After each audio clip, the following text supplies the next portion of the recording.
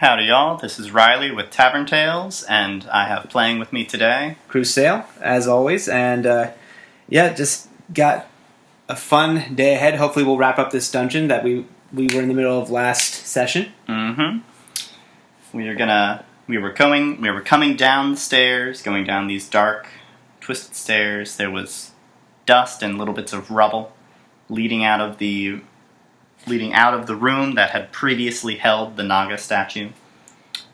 Crusail had just had all his members explore and collect all these different artifacts for the statue of Ignobilis up on the first floor, or rather the first subterranean floor. And after that, we've come downstairs to investigate, find out what's going on. As you get to the bottom of the steps, all the torchlight from up above has disappeared, All right. and it's now dark. You are inside a room with similar architecture to the floor above. There is a door in front of you, and outside you can see much more natural caverns. It no longer looks like... It looks like this was part of a cave structure that they built on top of. But it's Tukra notices it's not quite a natural structure. It looks as if it was made to look like a natural structure. These Ignobilis guys really like deception, don't they? All about it. All right. Okay, so I guess they'll exit out of this little entryway. Kale's going to lead the way since his dark vision will help him figure out their whereabouts. Okay. But once he's determined that they're actually in the clear, he's going to cast Light. Okay. Which is his natural Asmar magic. Alrighty. So you are correct. You look around you. This is a pretty big open kind of area. You don't feel any. You feel airflow going towards the stairs. So there's no openings down here anywhere. It's definitely the only way out is up through those stairs. But you can hear water coming off from this direction. And you hear the noise. You hear movement off coming out from this direction. I guess you hear water coming from the west and movement coming from the south. Okay. I guess they would go. Well, I guess it's also been a pretty long day, so maybe they would want to go and see if they could get a drink, just some water. All right. So they will head west towards the sound of running water. Okay. We're going to have Kale will take the lead, Kana will take mid, and Tucker will take the rear guard. Take the rear? Okay. And how are you... You're moving along in that marching order. How are you kind of advancing? Are you walking carefully? Are you making... Carefully. Conversation? Carefully and quietly. All right. Are you... So you're just walking carefully and quietly. I would assume you're on the alert. There were monsters up above. You might expect. You hear movement down here. Yeah. All right. So make a perception roll with whichever character you would like. Let's see. Kana has not done well with perception in the past. Kale is proficient, but doesn't have much in the way of perception. Tukra is the only one trained in it, so let's have him make the perception roll. All right. Or with a decent modifier in it, so +5. That's a 17 plus 5 is a 22. All right, just a moment here. All right, so you are able to notice as you walk into this smaller chamber, there are, in the center of it, there is a moderately deep pool of crystal clear water. It is pouring out of a small kind of goat head sculpture that looks rough and broken down over time, coming out of the wall. The water leading down to it looks like clear spring water. It seems like they've tapped into an aquifer right near this area. And coiled within the room is a very large snake. instead of being flesh and blood, it is simply bones. It has like its like large kind of rib cage, big spine down the middle. I knew that snakes shed their skin, but this sounds ridiculous. It went a little overboard on it. Heard it's what it's supposed to do. It's like, I'll just shed everything. Takra is able to notice it as he gets kind of vision of the room. So right about like this is how you would be. He just notices something glistening off of the light from Kale's hand. Yeah, he sees kind of the white pearly look of the bone of the snake. All right. As you all enter, it hisses and raises its head in a rhythmic back and forth motion. Okay. What would you like to do? Have everybody be on guard, ready to go into combat. Okay. So have them maybe defending, but trying to get closer to the water and see how the snake reacts. Closer to the water? Yeah. All right. And you're holding in that position? Yeah, Kana's going to... Kana behind Kale, Tucker and Kale on the front? Yeah, Tucker's going to flank now. Okay. He's feeling more confident in his melee abilities now that he's got the Shillelagh. No, he's got the... Shillelagh. Oh, yeah. I pronounced it Shillelagh, sorry. So you no longer have the sword with you, you don't have the head. You did not take the gems out of the eyes, right? Yes, I did not. Okay. So as you get closer, more of Kale's light shines onto the snake, and you notice that within the eye sockets are two green greenish gems. They look like emeralds, but they're a darker color. They almost seem to, and within them almost seems to be something moving and swirling about. Does Kana recognize them? Kana recognizes them as the same gems that were in the statue. Okay. Well, she's more inclined to steal them now. She wants to steal them? Yeah. Well, All right. She's going to whisper, "Those seem more valuable than the last time I saw them." Kale and Tucker are just going to glance back at her a little inquisitively. Mm-hmm. Last time I was here, those gems were inside of a statue. They were talking to me. Or at least that's how it seemed. Mm-hmm. And Kale's going to look back, and Kale and Tucker are both going to look back. Tucker is going to try and pull an Arcana check. Okay. To see if the magics off of this thing seem really perverse, or if they're actually more... Like, he's trying to read whether or not what the alignment of these magical artifacts might be, if it's possible to detect so he's trying to see what kind of... Well, is he looking at the creature, or is he looking at the gems? The gems. Okay, so that would be Arcana, yeah. Okay. Let's see here. His Arcana is at a 0. Actually, the one with best Arcana is Kana. Interesting. Alright, but I guess Tucker's going to go for it. That's an 11. Alright, that's an 11. He kind of reaches out with his own druidic magic, hoping that the shared element of magic will help him kind of feel and sense how the magic is, similar to what he did with when he was looking at the Rowan rod. Mm-hmm. As he reaches out, he is unable to get a sense for the magic, but in his head he hears a voice saying, alright, he hears in his head, take me to the east, to the land of the dead, plant one eye and bring the dead to it. Once it grows, you will be rewarded. He hears I don't think that's the same thing I said last time, but... It's close enough. It's the same... He hears the same things that Kana heard. Right. I don't know if Kana told them exactly what the guy said, but if Tucker tells her, she'll recognize it. I think she would divulge that information. So yeah, Tucker Mission hears briefing. that same message. All right. Tucker's not really a trusting guy, but at the same time, he's not afraid of the unknown either. Mm-hmm.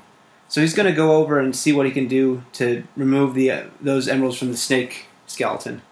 Okay. And how is he going to try and remove them? He's going to reach out and put his head or his hand on the head of the snake, trying to show that he's non-aggressive. Okay. And then he's going to slowly reach for one of the stones and start to try and gently remove it, as gently as you can remove a stone from the skull From a skeleton's eye. Yeah. As Tucker moves around the pool, the snake makes a worrying kind of hissing noise, and it gets louder as he reaches towards the eye. It's almost as if the mind and instincts of it are not in tune. It was just asking you to take its eyes, but now it's putting out what Tucker recognizes as standard snake stay away from me behaviors. But it does not lash out. Tucker reaches out and attempts to pull out the eye. I need Tucker to make a Constitution saving throw for me. Alright, he's got... Let's see. He's got saving throws... Oh, man. Of course. He's got saving throws in Intelligence and Wisdom, but not Constitution. That's how it always goes. He's at +2. Because you have proficiency, right? Only if you have proficiency in that saving throw. But I would add the +2 because there's natural Constitution. Yes. That's a 9. Alright, that is a failure. As you clutch onto the gem, venom from within it leaches into your skin and bleeds into you, hurting you for 8 poison damage. Yikes. And the gem kind of burns your fingers, and it does not dislodge, but it's looser now. It looks like you could take it out, but it would harm you again. Alright, well Tucker is going to let out a scream of pain as this acid starts searing into his skin, or this poison does. And Kale's going to take that as an aggression against... As some kind of attack or something? Yeah, so he's going to lunge over the pool and try and smash the skull. Okay. With his battle axe. Alright, so he's going to try and jump. What's his strength? 19. So that's a +4. That's close enough. He's probably able to clear that. I don't remember exactly what the jumping rules are, but this is about a 5-foot pool. He can jump in between Tucker and the snake and take an attack. Flashy combat? Nah. How are you going to make it a fancy jump? Is he going to do some kind of flippy trick? It was more just the epic leap over Superman slash. Nah, that's just something he can do. Fine. Alright, so just attacking? Yep. That's 13. 13. The snake is able to kind of fan out the bones around its collar of where it would have held its cobra-like kind of face, and that diverts the blow slightly. It does not find purchase on him. Now it would be time to roll initiative. Alright. That's going to be rough. Let's see here. So Kana's at a +3 on her initiatives. Kale's at a -1, and Tucker is at a 0. So, orange. Ugh. Alright, Kana got a 6 in total, Kale got a 12 in total, and Tucker got a 9. Kana, you said, had a 6? Yeah. Darn it, Kana. Tucker a 9, and Kale a 12, I believe. Alrighty. So, we are going to have, the order will be Snake, Kale, Tucker, Kana. So the snake reacts in like manner to that act of aggression. It attempts to bite down on Kale, opening its jaws as wide as it can and hitting and biting directly down onto Kale. Unfortunately, or rather, fortunately, Kale is able to divert its fangs, bursting with venom as it bites down. The venom from its jaws seems to bubble and pit the ground underneath him. Alright. It seems quite dangerous to get bitten by this guy. Now it is Kale's turn. All right, Kale's going to just... I mean, he's kind of one-trick pony in these situations. Yeah, he's right next to him. So, going to swing. Alright, go for it. Low roll again. Yep, that's 12 in total. Alright. Did I use... Hold on a second. When I attacked before, what did I roll? I think I rolled a 7, yeah. Sounds right, yeah? Yeah. Because you only got like a 13 or yeah. something. Alright. Again, you are unable to land a solid hit. Your battle axe comes down, but it scrapes off the side of the bone. It doesn't find purchase to slice into. Now it is Tucker's turn. Alright. Tucker's going to try and cast Entangle. Entangle? Yes. Okay. Okay. So what does everyone need to do for that? Okay, with Entangle, grasping weeds and vines sprout from the ground in a 20-foot square, starting from a point within range. For the duration, these plants turn the ground in the area into a difficult terrain. A creature in the area, when you cast a spell, must succeed on a strength saving throw or be restrained by the entangling plants until the spell ends. A creature restrained by the plants can use its action to make a strength check against your spell save DC. On a success, it frees itself. When the spell ends, the conjured plants wilt away. Alright, so where are you casting this? In the back corner. Alright, so that's going to catch everybody in it? Even Kana? Mm-hmm. It's at a 20-foot cube, right? 20-foot square, I believe. 20-foot square, yeah. Oh, that's weird. They don't have square as a point of origin thing here. That's a really odd inclusion there, but so normally looking at the others, let's say it's most like a cube. So you could basically you can say I want to have a square coming out of this, and then you can choose what sort of part of the square it's coming out of. All right. I guess you could. Yeah, you could put it away so it goes and just gets this line. Yeah. All right. So I guess Kana will be free. Everybody else needs to make a strength save. Okay. Not exactly Tucker's forte. All right. The Naga succeeds on its save. Come on. Kale succeeds, I think. Mm-hmm. Definitely. Yeah, because Tucker's DC probably only 13 at this point. Maybe 12. Yeah, 13. Tuckra. Oh! Got also that 20. Succeeds. And Kana doesn't need to, right? Yeah, Kana doesn't need to. But if she does, if she comes over into this area, like if she goes in melee range, she'll need to. Okay.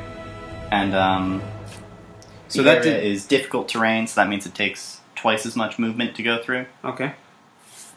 That really almost did nothing. It was a shot. It tried to restrain him, give everyone advantage on attacks against him. Alright, so now it is Kana's turn. Alright, Kana's going to move in. Okay. I'm going to try a different combat strategy than what I've been doing before. Alright. She's within 5 feet of Kale, so I'm going to see if she can actually use her melee attacks. So right now she's standing in the pool of water. But that's 5 feet from Kale, right? But she's in a pool of water. Okay. Fine. I guess. I mean, you could dive into it. It's just you would be swimming. Right. Well, unless she levitated. Yeah, I mean, you could get into this area. That's just like a stream of water coming down from the wall. That would be interesting in terms of just a blinding strike coming from within a water spout. Okay, but she's also within 5 feet of Kale, so she can use his protection ability. Mm-hmm. Because I'm thinking it'd be interesting to have Kana be able to go into melee combat, get her sneak attacks in. I mean, yeah. And then get guarded by Kale. That's definitely a good part to it. The Stinging Scorpion combo, I think I'm going to call it. Alright, I like that. So now she's making an attack? Yes, but not at advantage, right? Or how does... not at advantage, no. But if she hits, she will get to add her sneak attack dice. Got it. Second level was third level was 2d6. Yeah, it was 1d6. 2 levels before. 1 level ago. Okay. 2d6. Alright, Kana attacks. 15 plus the dagger makes it a +5, so that's a 20. That is a hit. Alright. So roll that damage. So, that's the knife. So 1d4 plus 3 plus the 2d6. Mm-hmm. 3, 5, 4. Max damage on the knife attack itself. Nice. So that is 7, 12 plus 1 from the ice damage. Mm-hmm. So that's 13. Yep, 13 and then damage. 16 with your dexterity. Oh yeah. Dang. I like that. There we go. Alright, and does she want to do anything else on her turn? No, I think that's it. She's going to actually... I think she'll use her bonus action to use it to get disengaged. Okay. And then move away. Yeah. Alright, so your Kana manages to kind of skillfully sneak in and slide up through the water and strike out with her dagger. Mm-hmm. It gashes right at the jaw and dislocates part of the jaw for a moment. Alright. And then she backs off and dodges away.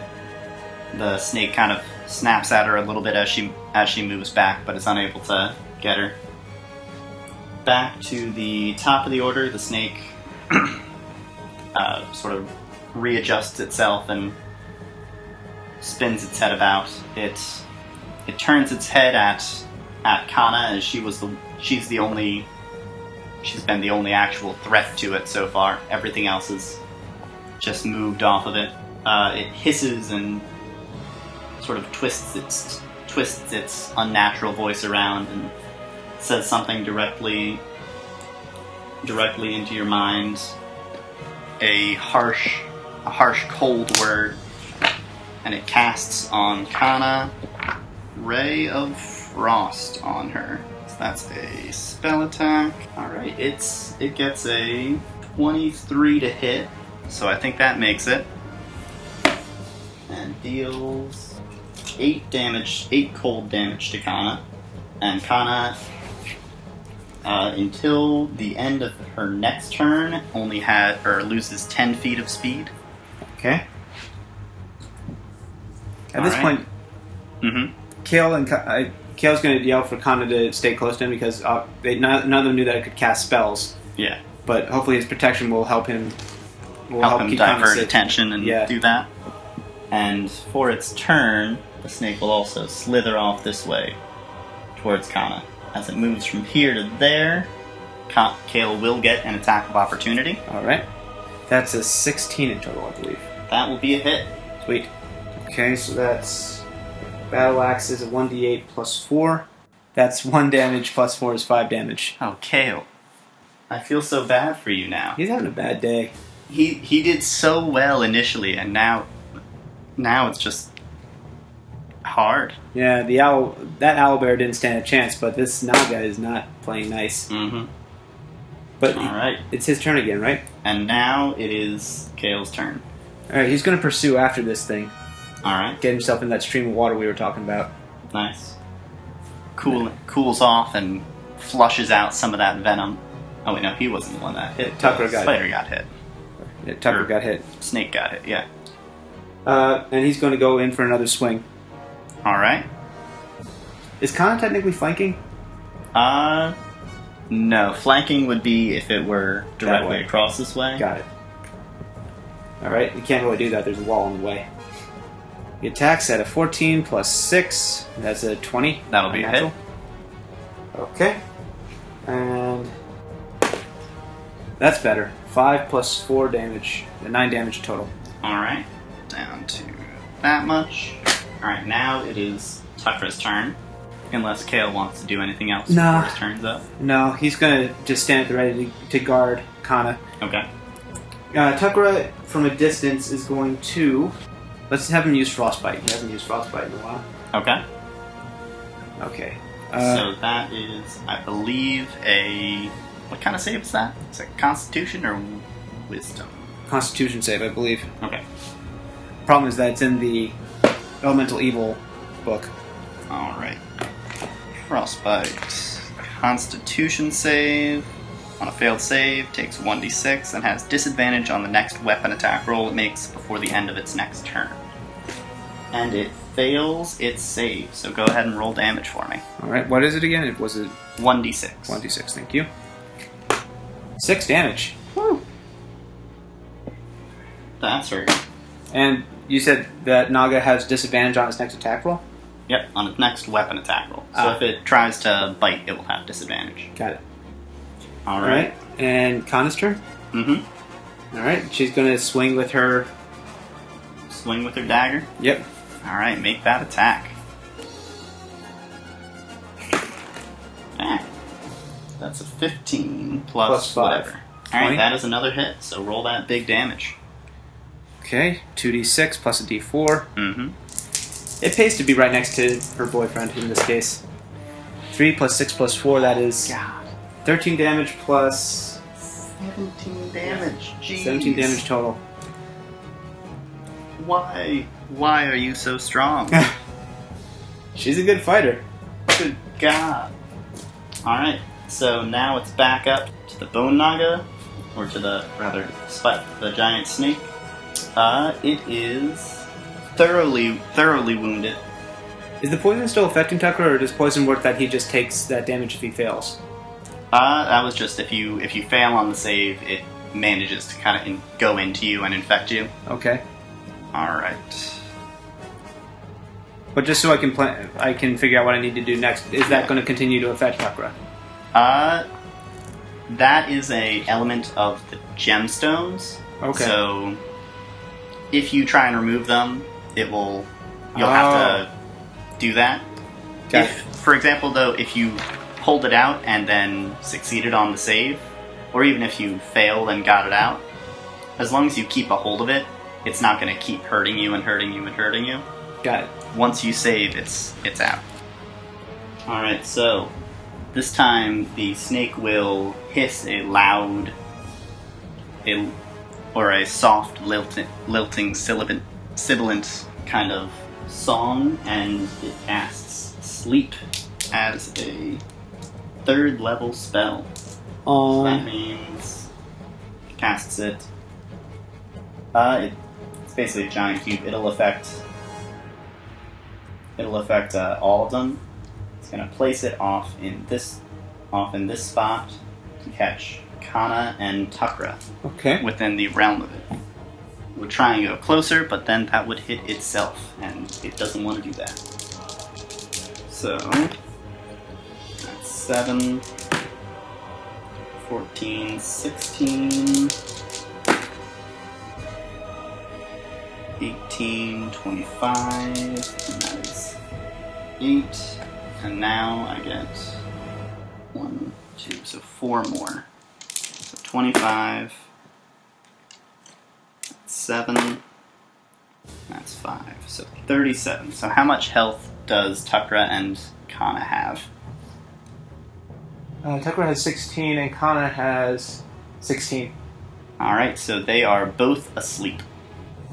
So they are unconscious, down. I don't get any kind of will save or anything like that?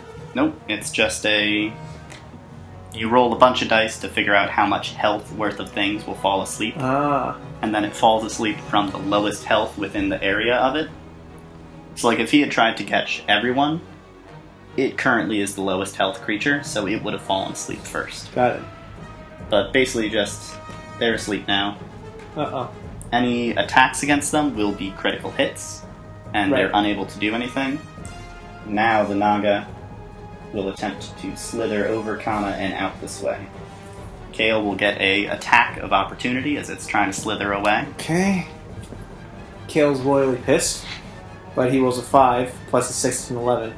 That is not able to hit him. Alright, so he goes 10 feet, 15, 20, 25, 30. It is trying to escape, but it is back to Kale's turn. Alright, Kale will try and pursue. Alright. He'd rather not have to face this thing later. That's his mentality. Mm-hmm. 5, 10, 15, 20, 25. Is that correct? Mm-hmm. And he's going to take a swing at it. All right, go ahead and make an attack. Okay. Come on, Kale. Oh. Kale's having a hard time. 6 plus 6 is 12. That does not manage to hit. Kale's going to take his action surge. Yeah. Okay. Go ahead and make your attack. 13. That's better. Alright, that will hit. Roll damage. Alright, 1d8. 5 plus 4, 9 damage. Your battle axe comes down and cleaves directly through the skull, smashing through the nose and breaking it. Alright. The whole bone structure of the snake shudders, quivers, and falls apart down onto the ground. The skull remains kind of atop the pile, the eyes gleaming hungrily. You can still see the venom inside twisting and swirling. Alright. Alright, what would you like to do? He's going to go back and try and wake up Tucker and Kana. Alright. Alright, what do I have to do? Just give them a little slap, wake them up. Maybe they just need someone to splash some water on their faces. If you were in combat or something like that, it would be an action to wake them up. But now they're just both up. Yeah. Alright. Freaking spellcasters, says Kana. And then she looks apologetically at Tucker, who in this case is just going to nod along because he's just got a sad look. He's like, made some plants grow. Yeah. Nothing happened. Well, the frostbite worked. Yeah, the frostbite worked. Yeah. No, he's just groggy but he's too groggy to actually recognize that Kana's it was involuntarily insulting him. Alright. So you have overcome that giant bone snake.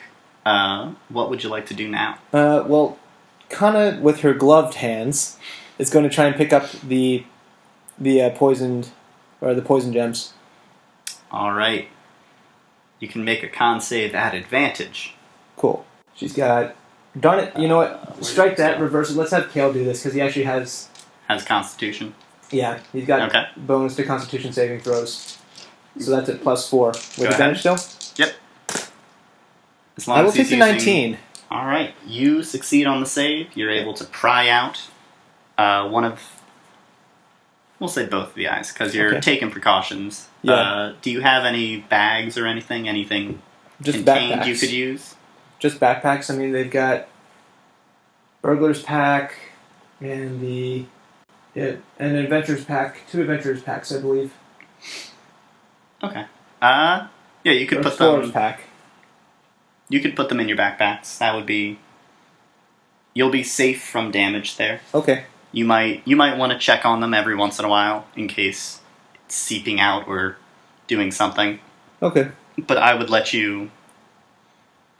Basically, I'll let you know if you need to worry about them again. Got it. So you've got the 2 glowing eyes of a Naga.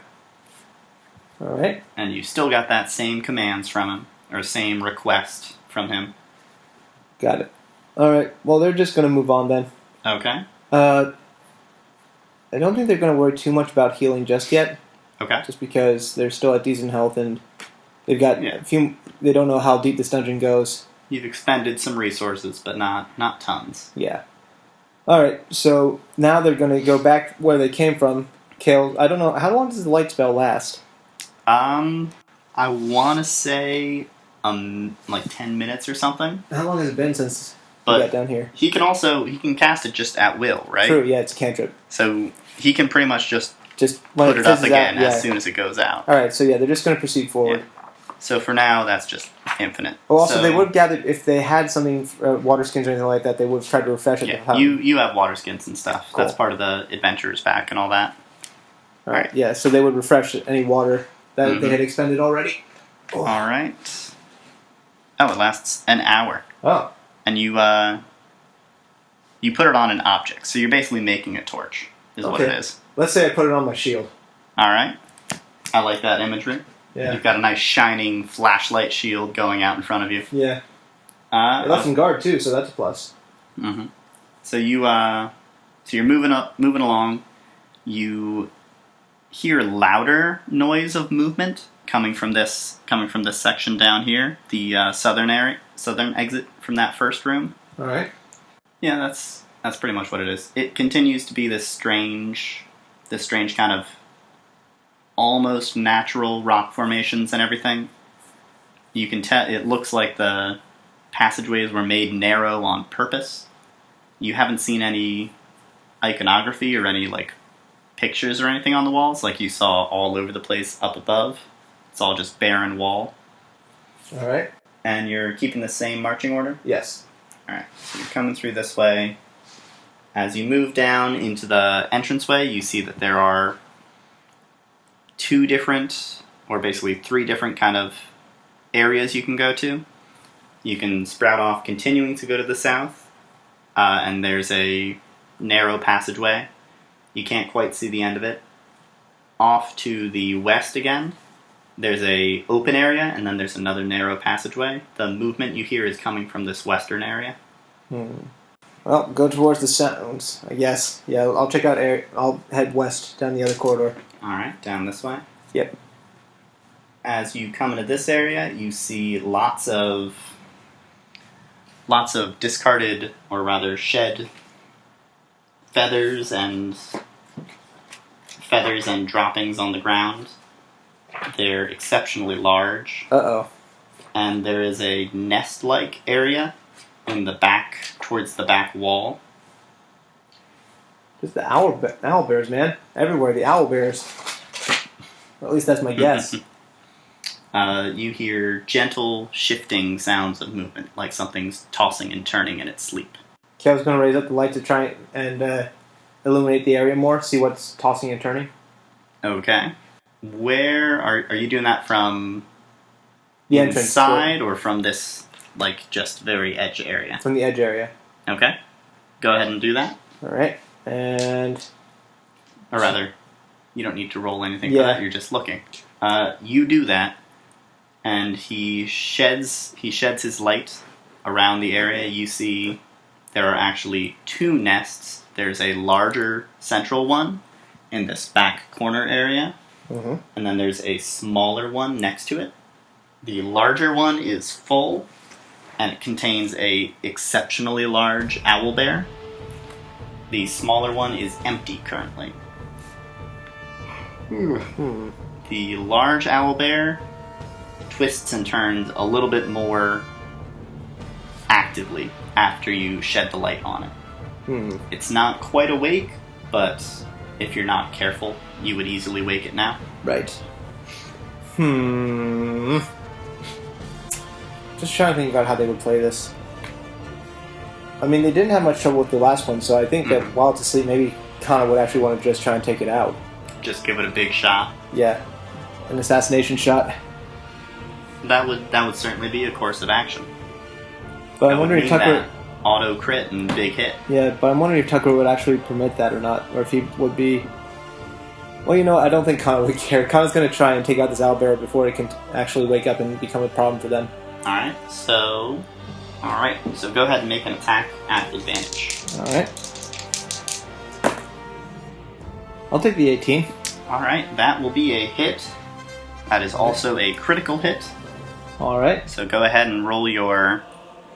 you have a long bow or a short bow? Short bow at +5 with 1d6. So short bow is a d6, so roll your 2d6 plus your 4d6 for your sneak attack. Jeez, Pete's. Wait, 2d6 plus 46? So you should have 66 total. Thank you. So that's 10... 19 damage. Plus your 3 for dex. That's 22. 22 damage. Man, why is Kana right out the gate? Kana's a freaking heavy hitter. 22. Alright, and now the bear's definitely awake. So let's roll our initiative order. Tucker's actually going to... He's going to glare at Kana for that. Just give her a quick little look, saying like, what are you doing? What did you do? Why did you hurt this thing? It wasn't harming us. And I would assume Kana's just going to be like... Considering what the last one did. The last one did harm us. Yeah, the last one... And without this one's provocation, even bigger. Yeah, without provocation, the last one tried to harm us, so... Tucker's just thinking, It was a complete.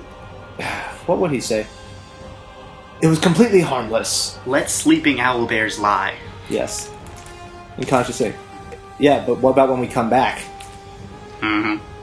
So yeah, they're just, what's done is done now, so Tucker's just going to shrug and get ready to fight. Okay.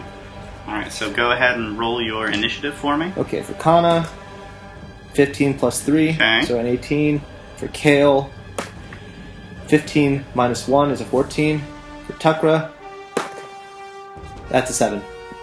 Standard. It was almost a 15, though. Ha! Tucker got a 7. Alright, so it will be Kana, Kale, the owlbear, and then Tukra. Alright. So go ahead and make your moves. Alright, Kana's gonna hold action. Okay. She's gonna wait for a little while. Yeah, until Kale takes his turn. Okay. Kale's gonna rush in. And then swing at the owlbear with his great axe, or with his battle axe, because that's what he does. Mm-hmm. I'm hoping he gets a different, or a flashier weapon at some point. You know me, I like the flashy weapons. Yeah. Okay. Is that it? Oh, that's a 16. I That thought would be a hit. I thought it was a 19 for a second. I thought that was gonna be his improved crit. You're not gonna get like 3 crits in a row on this guy. Yeah, one could dream. All But right. that's 16 plus 6, so yeah, that's 22. So 1d8 plus 4. Mm-hmm. Oh, here's your die back. Thank you. Thank you. 7. Nice. So that's 11 damage. All right. Now that he has gone, does Kana want to Yes. use her action? She's gonna come in. She put away her short bow while Kale was charging. Okay. Or at least that's how I'm thinking it. Or as the bear was stirring, she was switching back from her short bow to her daggers. And she's going to go for the stinging scorpion combo again. Alright. She has advantage because the owlbear has not gone yet. Ah. And because of her assassinate feature, any attacks that hit it will be a critical hit for her. Nice. So 2 assassinations. Mm-hmm. Alright, so at advantage. With a 6 or a 9, I will take the 9. Alright. 9 plus 5, 14. 6, or plus 5. Yeah. Alright, that is a hit, just barely. Whew. Its groggy talons get up in the way, but you just manage to deftly slice right into it. Nice. Alright, make your roll. That's so 46 plus 2d4, because you're using a knife. 46. 2d4. Let's see here. So that's 10, 15, 18 plus 3. 21. 21 Jeez. damage. Oh, it feels so bad. He's just getting melted. Yeah. Totally melted. Ooh, and that's I actually... like that my little minifigure of... Right, from this angle, the minifigure of Tucker just looks a little dejected. It's just like, come on, guys. I didn't even get a chance to do anything yet. Yeah. Alright, you strike a magnificent blow against it. It's doing incredibly poorly. It looks just shocked and disoriented, and it's barely woken up. It roars madly. It's gigantic, strange, kind of hooting roar sound that owlbears make. And it brings its massive, huge body up and swipes at both Kana and Kale simultaneously with its giant claws. Alright, does it attack Kale first or Kana first? Both at once, but you could still use your I'm going to use the defense. Yeah, or your defense reaction. Yeah, my reaction to give a disadvantage thanks to my protection ability. Okay, so I'll roll this for Kana first. Alright, Kale is able to intersperse his... Yeah, I'm pretty sure Kana has better AC than, 12. Yeah, her AC is 14. Alright, yeah. Oh, but also she's wearing her, shoot, what is it? Oh, her Glimmerfey vest? Yeah, the Glimmerfey. And so she went with plus with 1? AC. Yeah, plus 1 AC. Alright, so that's 12 plus 2, yeah, 14. Alright, Kale is able to stretch out his arm and put his shield in the way to block that attack. Right. But he can't do that for himself, unfortunately. He is actually able to Just fend it off with his own armor? Well, he kind of both dives out of the way of the claw strike and stretches his shield out to block Kana's. Kind of gets twisted around a little bit, but he catches his bearing and his feet as the owlbear is flopping down onto the ground. Alright. And now it is Tucker's turn. Alright, Tucker's going to come in, and from a distance, though, he is going to cast... I think he'll use his staff's ability. Okay. And use a Mold Earth. I think that's the cantrip it gives. Alright. So Mold Earth, it's basically you choose a portion of dirt or stone that you can see in a 5-foot cube, and you can make it, if you target like loose earth, like just plain old dirt on a farmland or something, you can move it along and deposit it 5 feet away. Alright. You can make shapes or colors appear on it, Alright. making words or shapes or pictures or something. Or you can make it become difficult terrain for up to an hour. Okay. I will cast that on the 5-foot area that the owlbear is standing on. Okay, so if it tries to leave, it will take extra movement for it to leave, basically. Yes.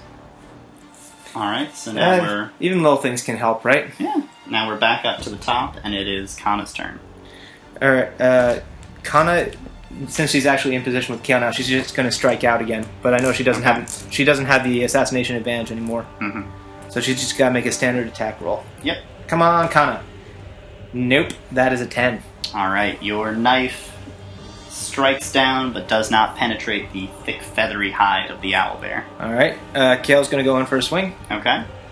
They haven't taken a short rest either, so he didn't get back his action surge. So shoot. Yeah. Oh, that's a failure. Crit fail.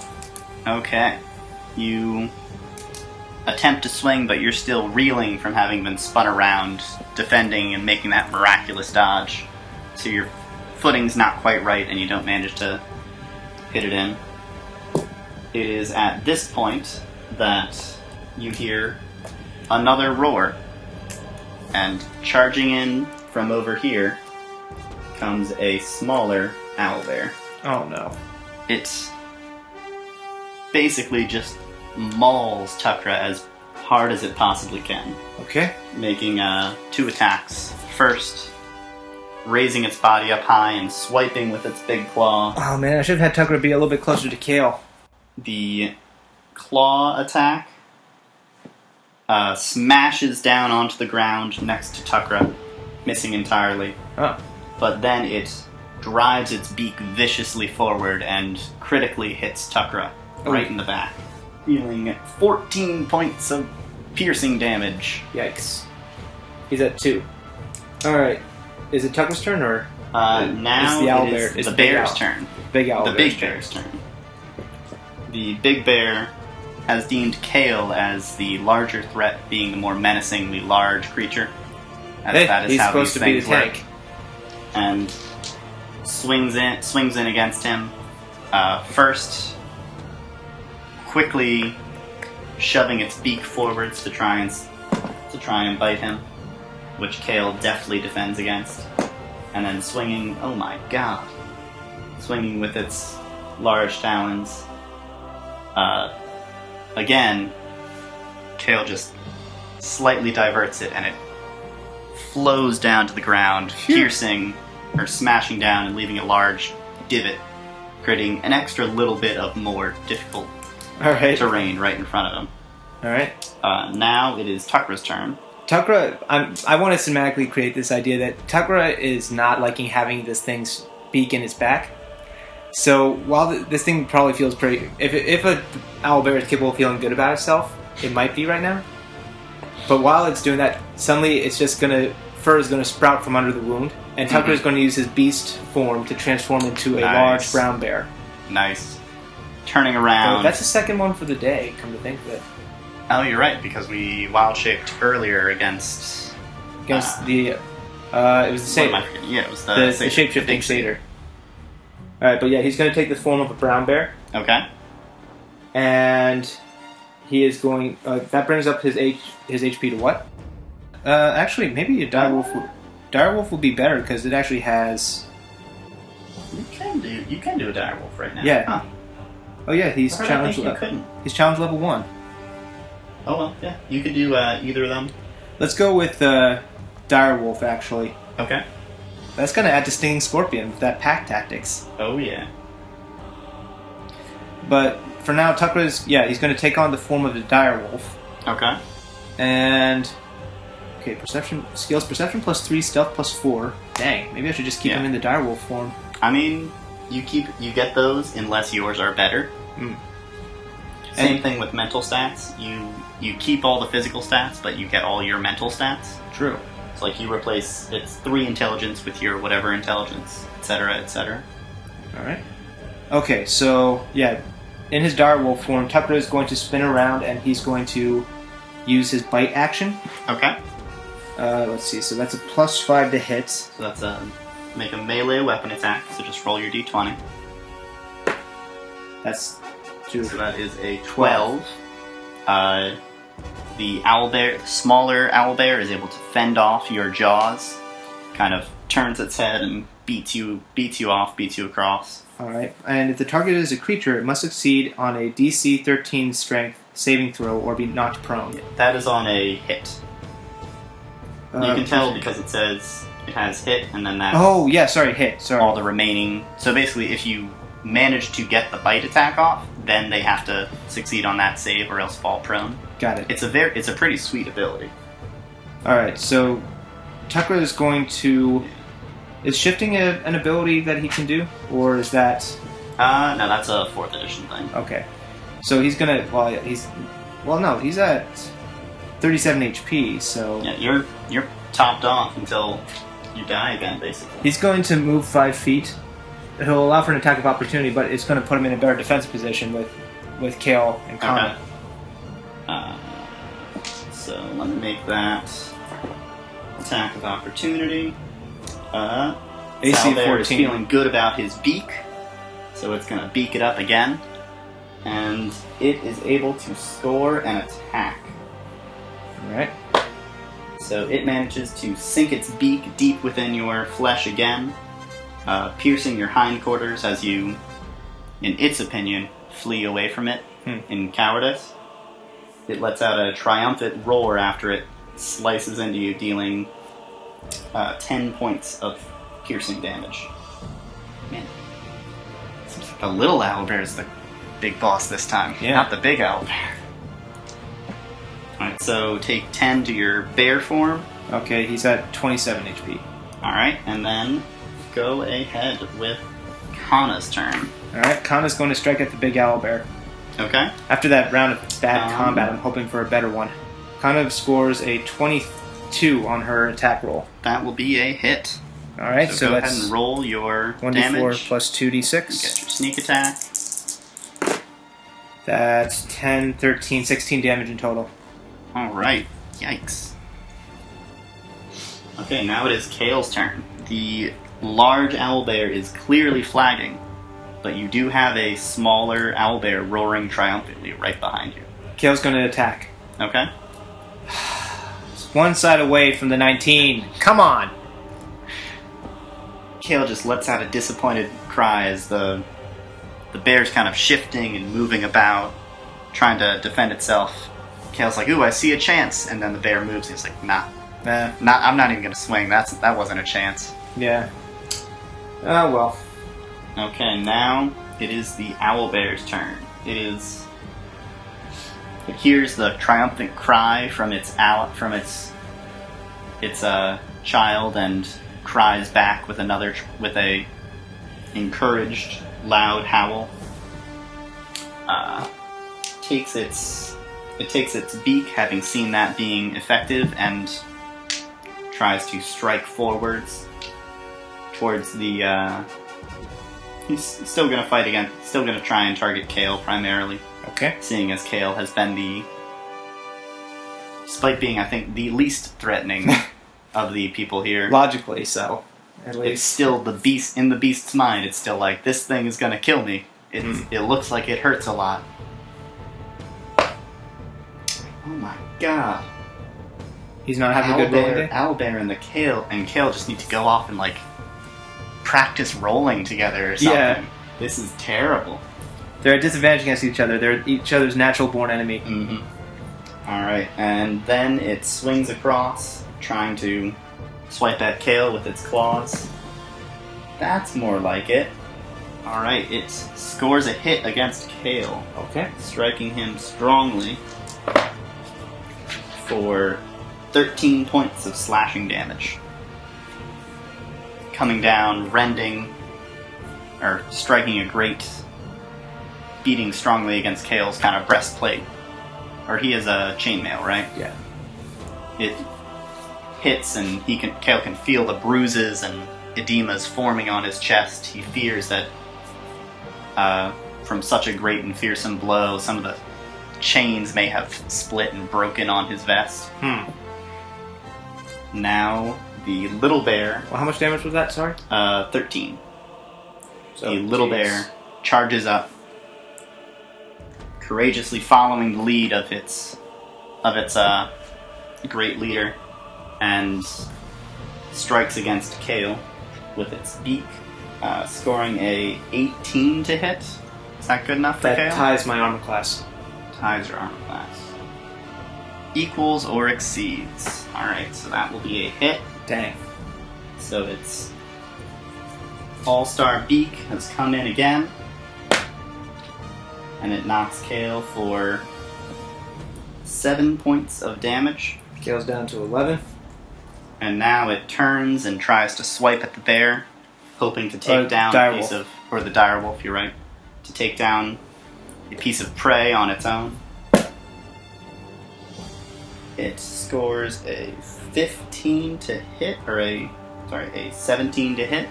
14 armor class, so... Alright, so that will be enough.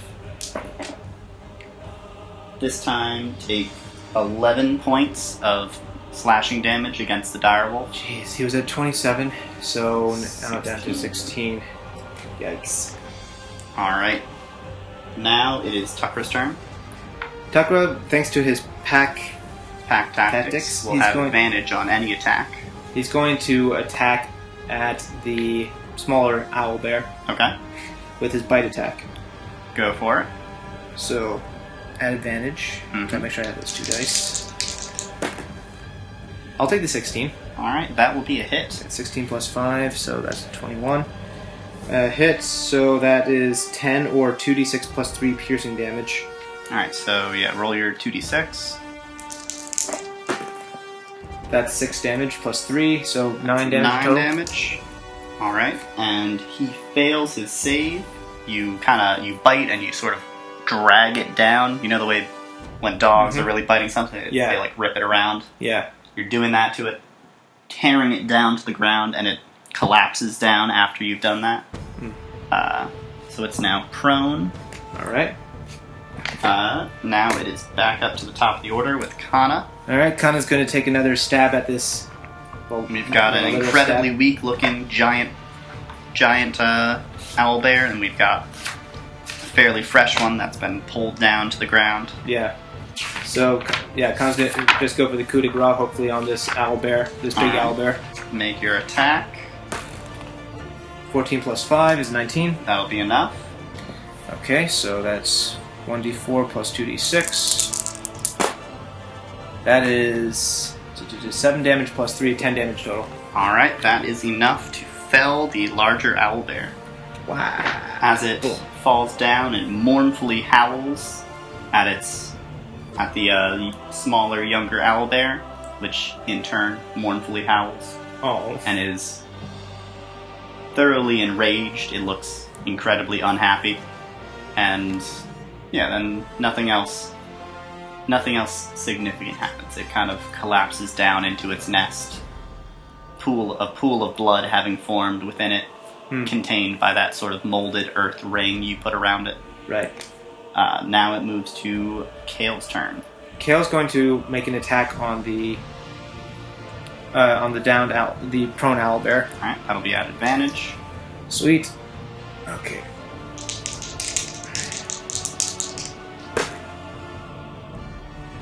That's a 9 or a 7. I'll take the 9. Alright, so that takes you up to a 17 or a 15. Yeah. That is enough. Phew. So make your damage. Okay. damage, 1d8 plus 4. That's 1 plus 4. 5 damage. Kale's All right, not having a 5 good damage. combat. That's just amazing. I think he's rolled more minimum damage than anything else. Mm-hmm. I got this guy so he would get all the crits. Yeah. He has yet to roll anything near Yet a to crit. get him. Alright. Let's see. What's the owlbear going to do? What? I'm so confused. I swear I remember standing up. It must be from an older edition. I could have sworn I remember when you stand up from prone, you provoke attacks of opportunity, but you don't anymore. That makes prone so much less painful. Like, it was like, well, I can't stand up on this turn because then things will hurt me. I have to crawl away. But now it's like, okay, I was going to stay here anyway. I'll just stand up. Speaking of which, stands up. Let's see. So Kana was the one to strike the killing blow. Alright, let's try that. He's gonna try and barrel through, he's gonna try and rush to attack the creature he saw just strike the final blow upon its older owlbear companion. So your direwolf is gonna make a strength check versus my owlbear. So I'm at a strength of 17, so that's plus 3. Mm-hmm. Alright, so you are basically pushed out of the way. He barrels through, and now Kana is also going to make a strength check. Am I able to use reactions on the reaction thing is on an attack, right? Not on a Yeah. After this, there will be an attack. Right. Strength check, and then a -1. Come on, Kana, you need to roll big here. That's Oh my god, you're so close. So You lost by 1. Oh, come on. Alright, so she gets pushed down, and it now makes a single beak attack against you. Against which Kana? you can use against Kana, which you can use. Kale's going to use his reaction to put at disadvantage. Alright. So that all evens out. Disadvantage gets rid of the advantage from the prone there. That's shocked. Alright, that will be enough to hit. Dang. Just barely. That is 13 points of piercing damage. She is down. It really meant it. She's down to 3. Okay, I thought she was down for a second. It's like, I don't remember her being that low. Yeah. Alright, but now it is Tucker's turn. Direwolf, man. Direwolf's going to attack. Unfortunately, he's going to... Well, if he moves 5 feet, does he leap? Kana is still next to him. Kana's still close enough. But it can't be...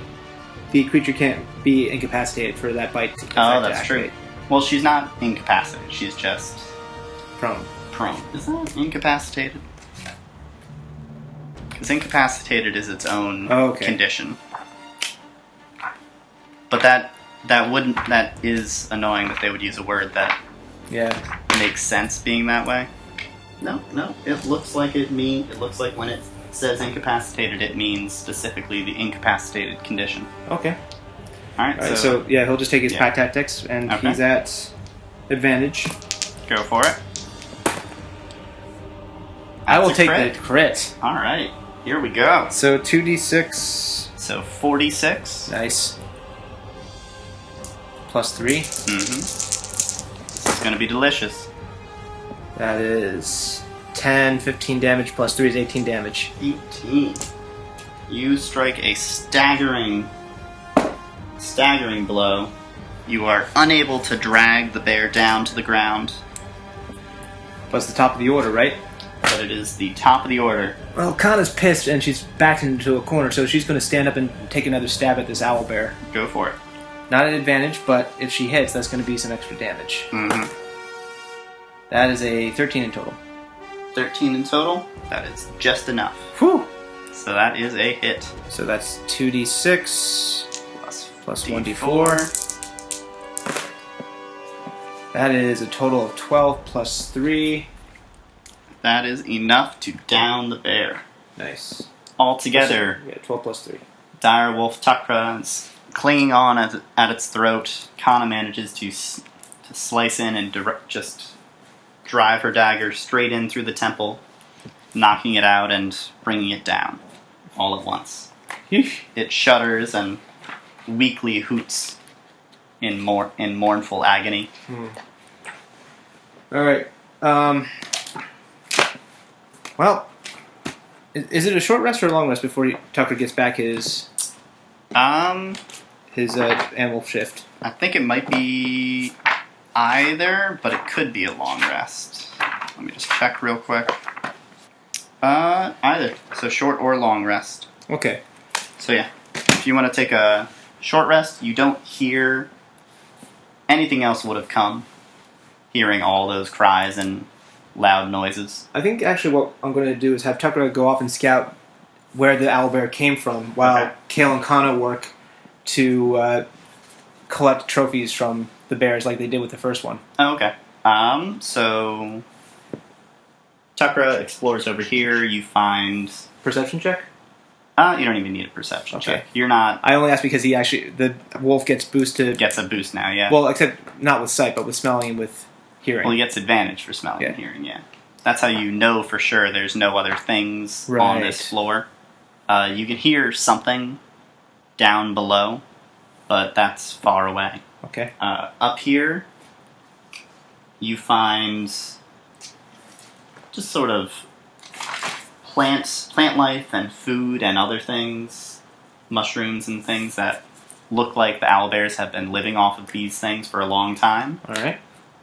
There's no evidence of the snake having ever been in this part of the natural dungeon, and you didn't see any evidence over here either, so you think that was new to this kind of ecosystem. It's just been these two owlbears until now. All right.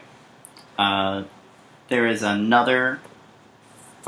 makings of a small nest in the corner, even smaller than the one over here. It looks like the smaller owlbear had been making it here so that there would be easy access to the food, and there are extra materials next to where it had been making it, enough that it could possibly have made another small nest. All right. But those are still kind of bundled together, not spread out yet. And there's nothing seeming of value in this area. It's just the food and things. Got it. You could collect some for supplies, but I think you guys are good on supplies for now.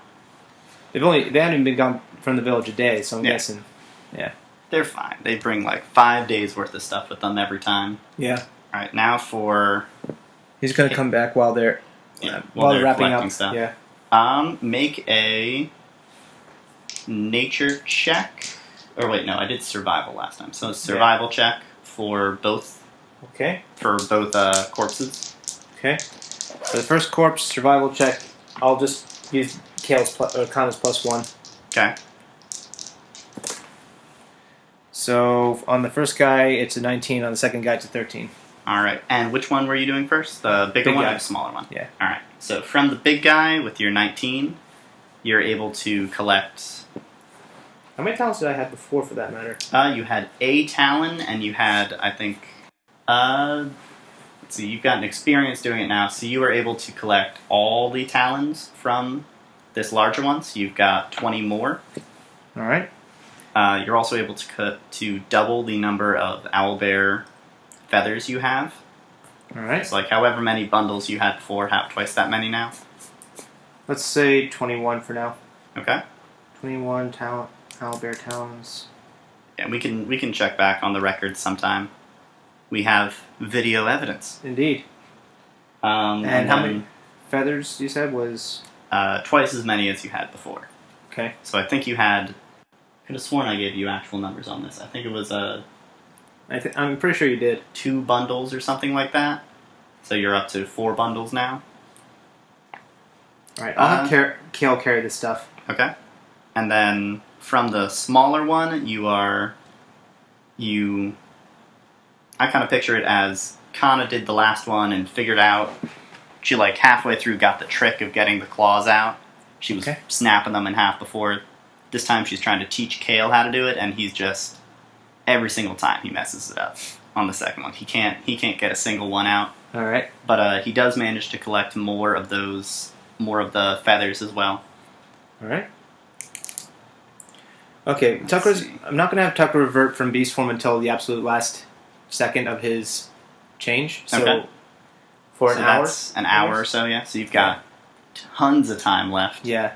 And once they're wrapped up here, they're all going to head towards Area B6 and return to their original... Actually, now Tucker's going to take the lead since he has the perception boost on smell. Okay. You guys are fairly hurt. Do you want to take some time to rest and Yeah, you know what? Let's take a short rest. Okay. I'm going to... And Tucker is going to... Is Tucker able to take healing surges or use hit dice in his beast form? Yes. Okay. So Kana's going to use her full 3d8. Alright, so go ahead and roll them up. Kana restores 12. So 14 for Kana. She's up to 17. Nice. Kale is going to use 2 of his 3d10. Okay. This is nice. We're actually seeing a reason to need to take a long rest as opposed to a short rest. Because now you're out of healing on short rest. Yeah. You need a long rest. Yeah. 17. Well, now Kana and Kale are both up to 17 because I rolled horribly on those d10s. And then Tucker as a dire wolf. He was at 16 health. He's at 16 health.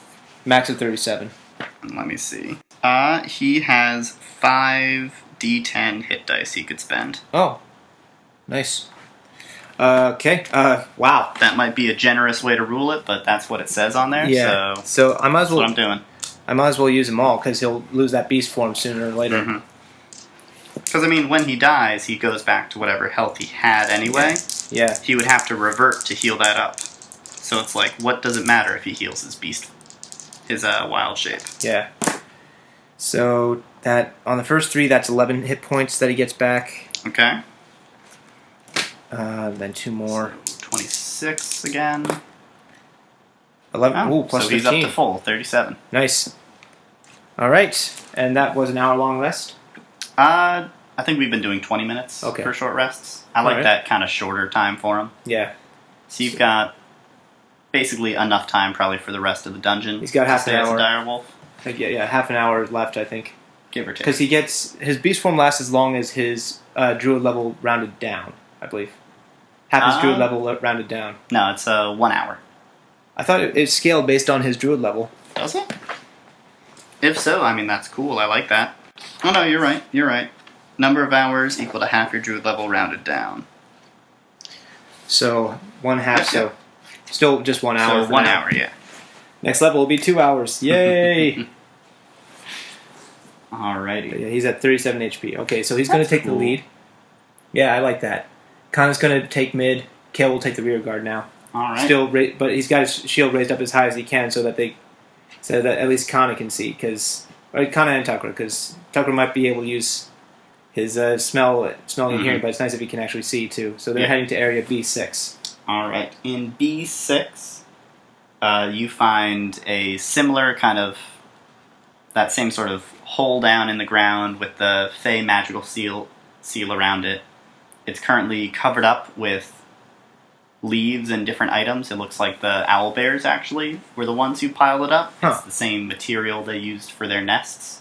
All right. Tucker's just going to jump on top of it, hoping that his weight will actually break through. Oh yeah, you plow down through it, no problem. So all that Kana and Kale hear is an excited. Then a little like as you fall down on the ground. It's not far enough to get hurt, just like before. All right. So when Tucker jumped down, I assume he just leaped right onto it. Mm-hmm. So he didn't disturb the magic circle at all. Does Kana or Kale want to scuff it up, break it up, or just try and leave it be? Let's leave it be. Okay. They've messed with enough magics around here that it might be better to just let sleeping magics lie. So now we come down into that same sort of padded, soft earth area, but now instead of being that sort of almost that nearly perfectly convincing natural formation, we're back into that very carefully manicured stone brick walls and caverns. You're in a basically pretty empty room. You see no, unlike the first floor, which had the same sort of manicured stone area look, you don't see any icons or pictures or anything on the wall. It's just plain sort of whitewashed wall. All right. There's a door to your north and a door to your east. They are both closed currently. And Tukra is able to smell kind of a sweet, sickly sort of smell. All right. He associates that with the Fae. All right. Can you tell from which door it's coming, or is it just all invasive? Make a perception roll for that one, and you get advantage because of your direwolfiness. And +4 to it, I believe. Mm-hmm. So that's an 18 in total. All right. It's coming from both doors, but it seems to be coming a little bit more strongly from the northern door. All right, so they're going to... Yeah, Tucker's just going to start scratching at that door. Okay. He's going to... Can't That's really how talk. he's communicating. There's, hey, something here. Or let's check here. So, yeah, Kale will open the door, and Tucker's just going to charge through, and they'll just follow into C2C. All right. As you go down, you see there are paw prints in the stone. Like in the natural, or in the stone brick floor, you see very visible paw prints. It almost looks like this is cement and an animal had walked across it while it was drying. But these are carved stone bricks. There's no way these are natural footprints on them. All right. The sickly sweet smell is strong enough within this hallway that Kana and Kale can smell it, but it's still fairly faint for them. They don't quite recognize it, but it's that kind of thing where you smell something, you're like, I can't place what this smell is. I've been around it before, but I don't know what it is. Tucker now totally knows this is the smell that was on those satyrs, that was on the glitter fae. All right. The paw prints are leading. It looks like looks like whatever is leaving the paw prints is on a patrol, but there's only one set of prints. All right. It's coming down on the west side of the hallway, turns at the door, goes back up to the north, and heads back down this hallway this way. At the northern end, you see a door to a room. That door is closed currently. And then off to the east, there is a hallway right next to that door. All right. Tucker's going to go up and try and open the front. He's going to just indicate for them to open the door. Okay. As you are up here, you see that the paw prints are coming down from the far end of that hallway, sort of leading this way. And they've gone. Those are the set that go towards the entrance door. All right. And the paw prints that are leading away have gone down into this C6 area.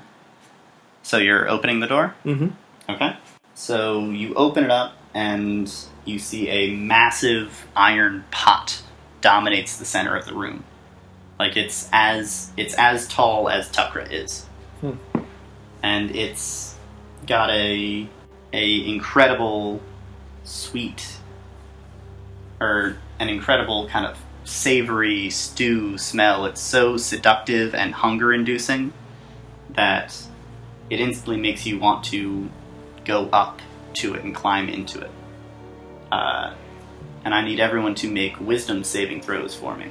Okay, Tucker actually I need Tukra to make it at disadvantage, because he's got a super strong nose right now. Got it. He does have a +5, so hopefully... crud monkeys. Ooh, Tucker's gonna fail. Alright, so Well, let me that is see. 6 on that. Let me see Kana and Kale make one. You said it was wisdom? Mm-hmm. Kale has 0 wisdom modifier. Kana has +1. So orange is Kale, green is Kana. Kana's at an 18, Kale's at an 8. Alright, so Kale also fails. Kana is able to succeed. Tukra and Kale both are immediately drawn to it and move right into the room, right up next to it. Kale is able to reach up and try to jump and catch onto the rim to climb in. Tukra is unable because he is in his wolf form. Alright. As you kind of get right up next to it, make the save again, basically to see how hard are they going to actually try and get into this thing. How much are they being lured in? Okay, Tucker's still at disadvantage. Mm-hmm. 11 or 4, I think that is. Yeah. Mm-hmm. So 4, but with a +5, so that's a 9. Okay. And then what is Kale's second one? That's a 3. Alright. Kale is going to heave with his might. He's basically going to try and pull it over. Like, tip it over so that he can get into this. He's so massively hungry, so desirous of this. And as he does that, and he's able to pull this over, Tukra also leaps up and tries to aid him in pulling it down. Or actually, Tucker's smart enough. He would go around and try to push it from the other side as Kale is pulling it. It turns over. The smell, once you turn it over and venture into the pot. Actually, at this point, Kana can attempt to stop them if she wants. No, at this point, well, she doesn't want them to get boiled or anything like that, but she's thinking, maybe I should just let them stew in their own mess. Alright, I love it for the pun, so let's stick with it. Alright. So at this point, they climb in and there's nothing within the pot. It begins to heat up rapidly and the smell changes from that seductive, savory stew smell to a rotten, disgusting smell. Oh. And Tukra and Kale within it take 1d6 fire damage each. Oh boy. Just let me roll that up for you. Alright, that's not so bad. They take 1 damage. I need to get rid of those dice. I may never use those dice again. They both rolled a 1. Alright. Well, I do not mind that personally. That's 16 on Kale and 36 on Tukra. And you hear a skittering kind of sound of paws outside in the hallway. Kana gets a look and is able to sort of move out of the way of the door as a jet black hound launches itself into the room. Within it are tiny little pinpricks of light. That's the only reason you can really even tell there's something there. It just looks like darkness. Huh. And it dives into the pot to try and attack Tukra and Kale. Looks like it hasn't even noticed that Kana is there. It yelps out in pain from the heated, fiery innards of the pot, and Tukra and Kale have now shaken their kind of obsession with the scent. They're disgusted and want to get out. Alright. So basically this room is going to consist of now, in that corner closest to you and up against the wall, That is one. the big pot. And that's, if you're forced into it, you're going to get hurt because it's hot. Kana is over here, and the Hound is in with you guys. This just sounds like one of those. It should be one of those big cartoon cloud fights. Just everyone's all together. Yeah, you just hear the sound. Yeah, you don't know what's going on. Yeah, it's little things are flying out. As he launches in there, he basically tries to tackle Kale, who it believes is the main cause of the giant pot falling over. Alright, he is unable to take down Kale. Alright, now go ahead. It is time for combat and/or attempt to try and dissuade combat with this creature. Okay. Roll initiative for me, and we can take it from there. Okay, Connor's got 15, Kale's got 14, Tucker's got 8, but what does it roll? What does it add? I think that's +3 to it, yeah? It's either +2 or +3. +2. Okay. So he gets 10. Yeah. Alright, so that means the Hound will act first, followed by Kana, and then Kale, and Tuckra last. Alright, so... It's a fast hound.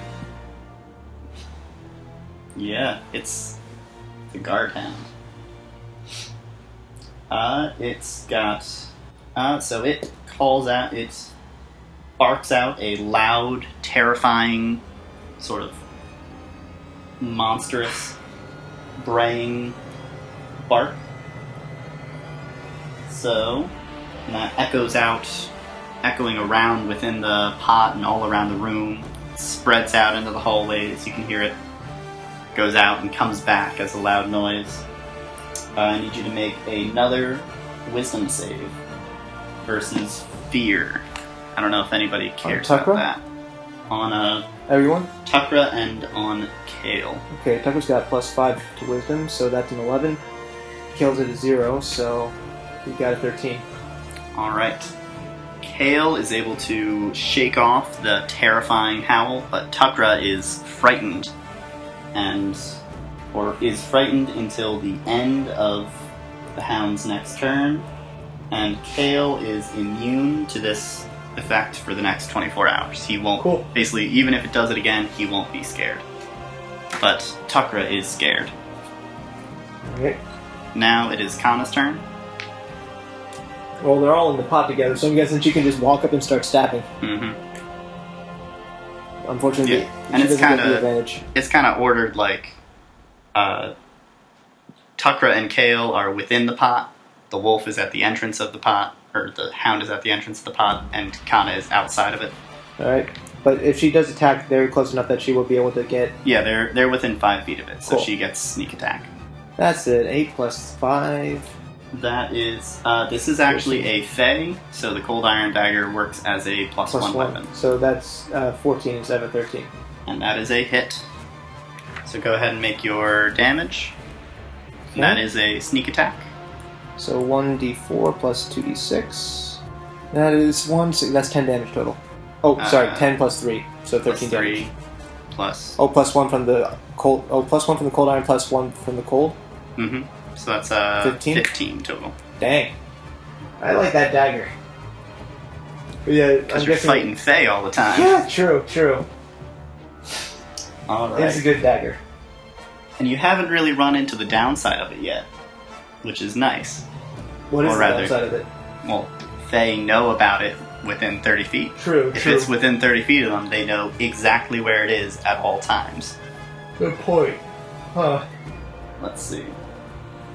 Alright, so that happens. Now it is Kale's turn. Alright. Kale's going to attack. I mean, normally, the hound kind of recoils in pain and horror from the feeling of cold iron. Yeah.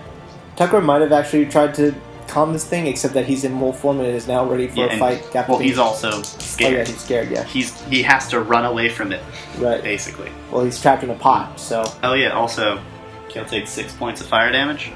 Oh. Okay. This is bad. He's not doing... He's at 10 health. Well, you don't forget you have second wind. True. And you got your action surge back.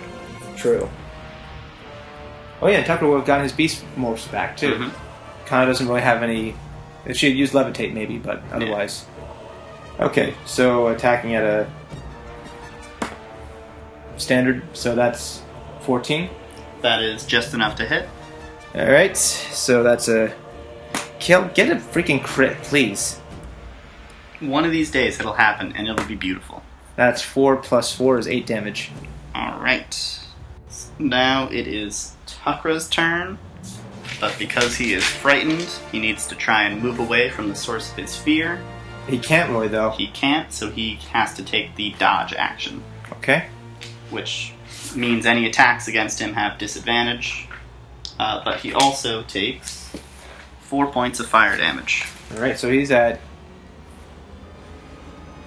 What is he at now? He was at 36. He took 1 point of fire damage. Oh, actually, I'm sorry. That must be the fear spell. He just has disadvantage on ability checks and attack rolls while it's within his line of sight, and you can't move closer to the source of fear. Okay. So you won't be able to move out of the pot with him, but you can still attack and stuff. So how much fire damage did you say I took? 4. So he's at 32 right now. Takra, he doesn't have to really move, so he's just gonna... He would normally have advantage, right, due to pack tactics. Yeah. So he's just gonna cancel out to normal. That's a 10 plus 3, so 13. It should be more than a plus 3. Oh, yeah, sorry, plus 5 to hit. That's what I thought. Yeah, that's a hit. Alright, reach 5 feet. Okay, and it's 2d6 plus 3. That's 6 damage, plus 3 is 9 damage. And did it make it saving? It failed its save, so it is now prone down on the ground. Alright. Alright. And now it goes back up to the top of the order. So, Mr. Doggy. So, Takra is now no longer feared. Alright. Or actually, at the end of this turn, he is no longer feared. Okay. The hound kind of narrows its eyes directly on Takra and attempts to make a bite.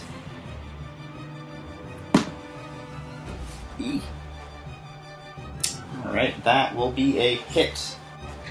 Need all my dice for this. Uh-oh. What was it, a crit? Nope. Takra is frightened of him, so he gets hurt extra bad by being bit by him. That is 27. Wow, we went from 32 to 5 in one shot. And the hound is burned by the fire. Alright, but now Takra is no longer frightened of him as the hound's turn ends. Okay. Kana attacks. Go ahead. Sneak attack hopefully fits. Yep, that is a 19 in total. That's enough. So 1d4 plus 2d6. Oh my gosh. Wow, minimum damage. 3 damage in total. 3, and then 4, 5 from the dagger, and then 8 from stats. Alright. Alright, now it is... Kale's turn. He takes damage at the start of his turn, right? Mm-hmm. That is 3 damage. Alright. Kale's going to use the second wind as his bonus action. So roll your 1d10. Plus my hero, or my fighter level, right? Mm-hmm. Alright, so that's 8 health back. Yep. That wasn't the 1d10, but we still know what it means. So he's at 15. Just because it's the D100, that's fine. Yeah. Kale's going to attack. He can't get out. They can't get out, right? I mean, he could try and force his way out. He could grapple him and move with him, or just try to push him out. Let's just get rid of this dog. Alright. Oh, that's a crit, finally! Woo! Alright, take him out. Alright. That's 2d8, right? Mm-hmm.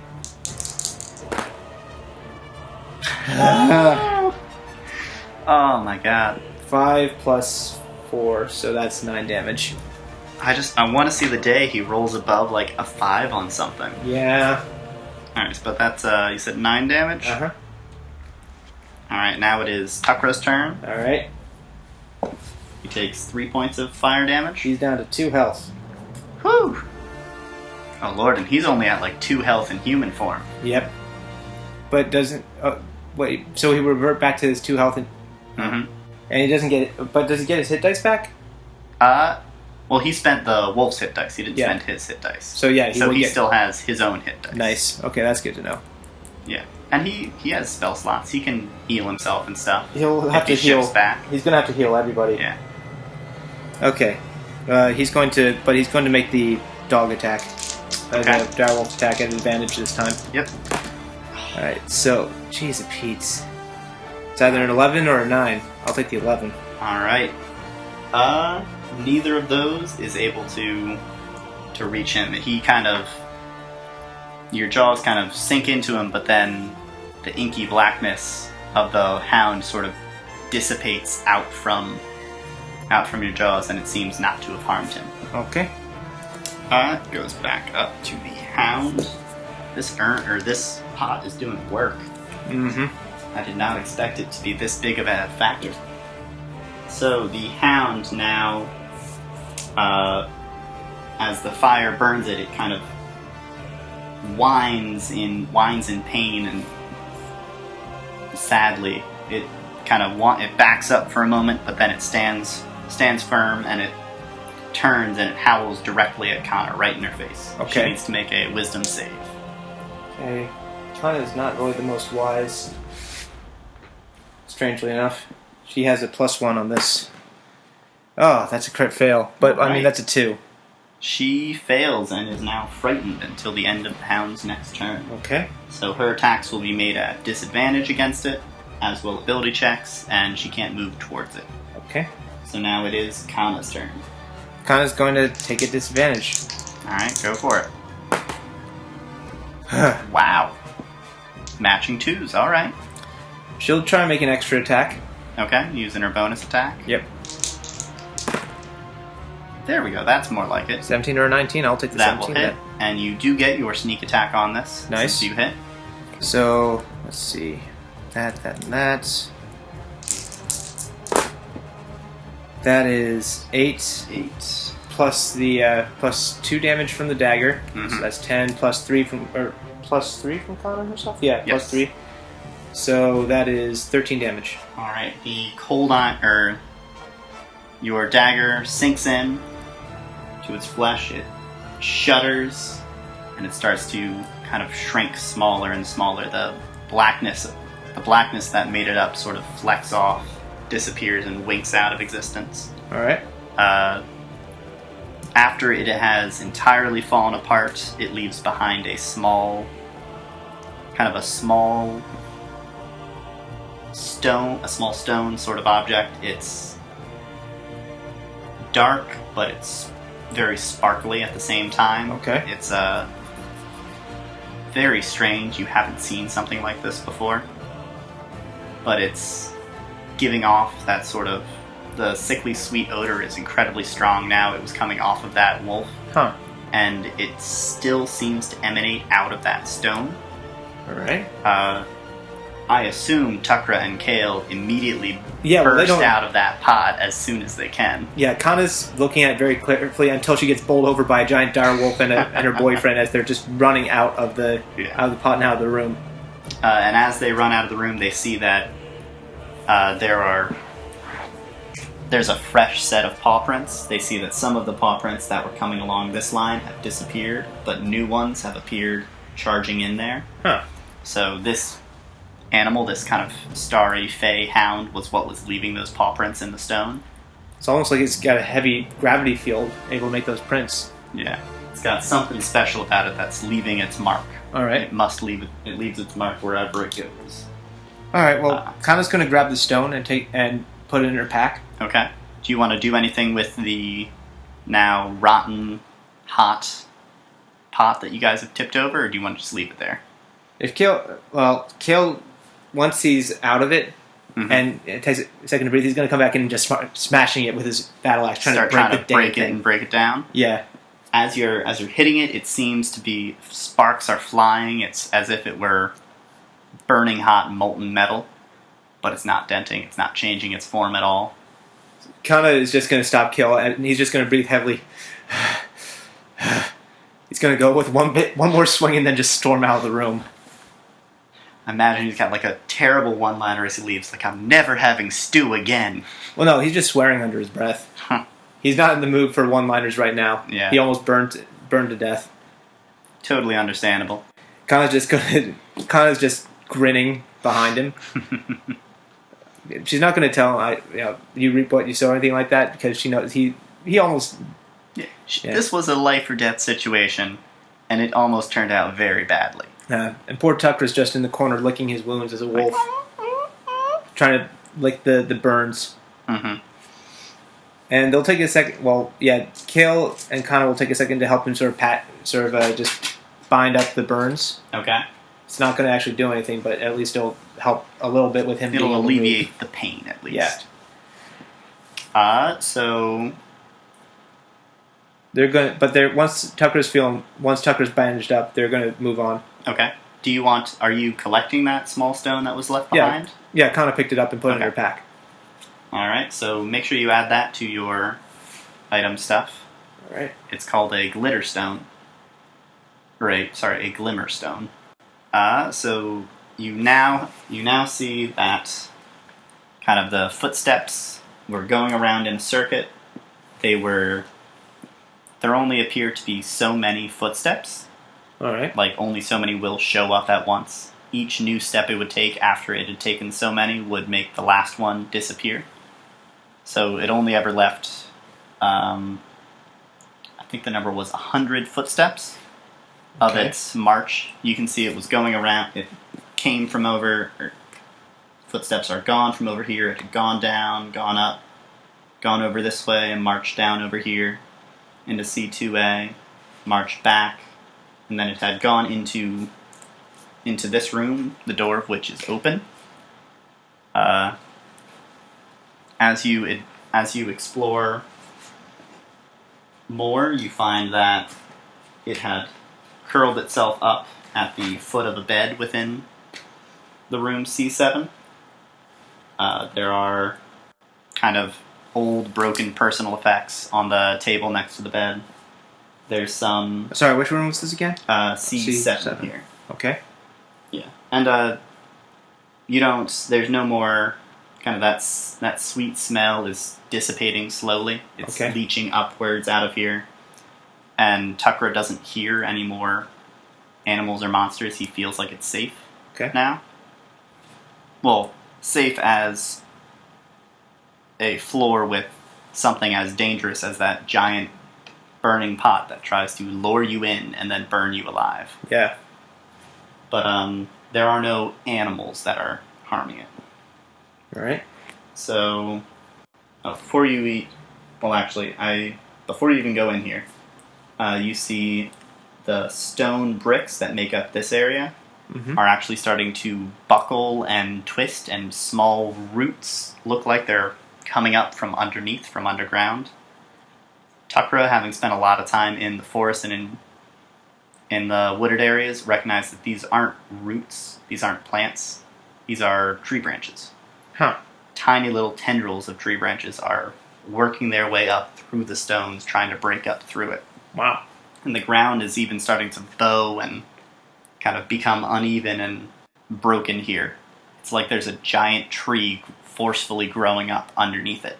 And then you follow the paths in here, you see that the hound had kind of curled itself up at the base of the bed. This seems like it used to be someone's bedroom. There's a wardrobe with a few clothes. Most of them are kind of moth-bitten and rotted away. One vest is still in perfect condition. It's kind of it's a black vest, but there's a yellowish tint to it. Okay. It's incredibly soft, but it's got this strange, smooth kind of stone feel to it. You recognize it as definitely something weird. Okay. You don't think you've ever seen clothes like this before, but it's something that I'm gonna grab it. Seems important. I'm gonna grab it. I like strange and interesting. Let's see. Do you have any other areas you think you guys would explore or look at, or do you have any other, or because that's the last of the immediate points of interest? I guess I would explore this room here that was next to the one with the cauldron. Okay. Kale's gonna just bust down doors. No problem. The doors aren't even locked, they're all just open. Or rather, those doors were closed, this door was open, this door's open, this door's open. These ones seem like they're where the hound went. Okay. But those two are closed. Within C9, you find what looks like the remains of some kind of strange armory. Like, ooh, you see rotted away wooden spears and bows that are broken and arrows that have fallen apart. Okay. All the fletchings fallen off. It's... Do the arrows seem to have any special properties? Who's looking at them? Kana. She knows arrows. Nothing that she... Not from what she can tell is there anything special about them. They look like... All the stuff in here looks like what they would bring along with them on an adventure. All right. Like there's backpacks that clearly used to have rations in them before the rations rotted away or molded off. Okay. You can find amongst them a few, like the remains of a few purses. There's some gold and some gems in there. Okay. Worth around, you've got 50 gold pieces from across the gems and three opals worth 50 gold each. Nice. Kana will just hold on to all that. Okay. So you said that's 200 gold total? Yes. Nice. And there is one scroll. It's clearly magical. Kana recognizes since the language of magic is primordial, Kana is able to read it. It's a story that tells a journey and a traveling to a destination, frightful strength and power, and a conflict once the characters arrive there, and then a hopeful ending. It's some kind of clerical magic. You're not sure.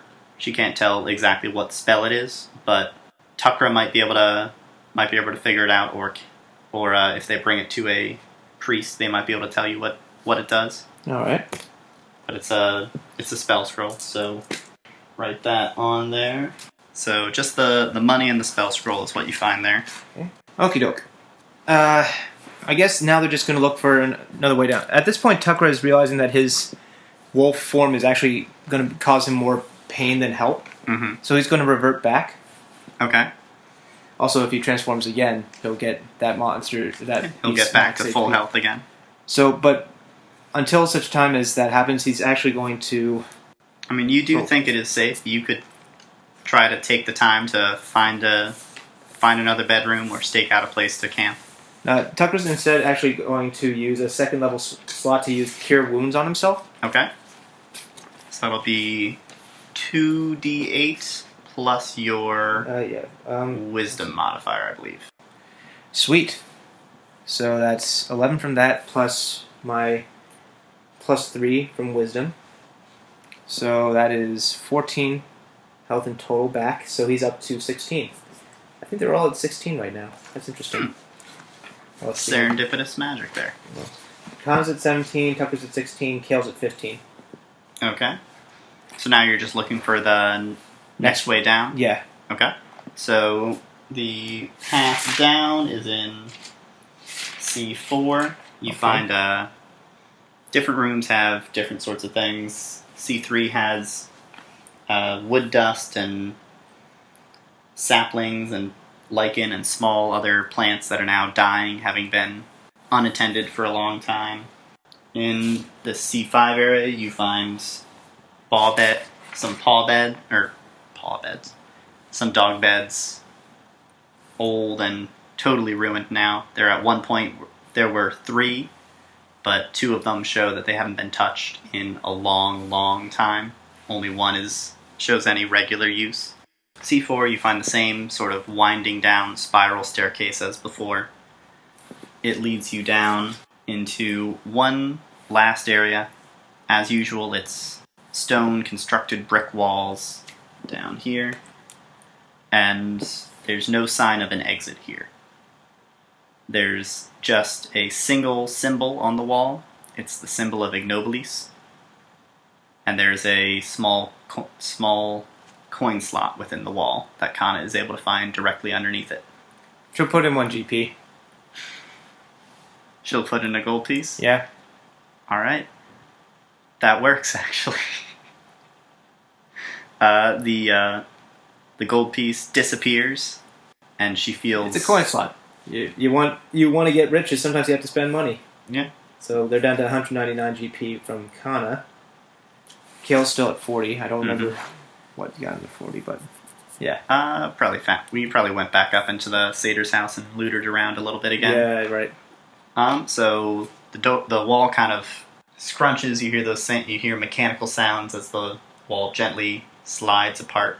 It seems like no one has done this in a long time. And the symbol fades away and disappears above the door.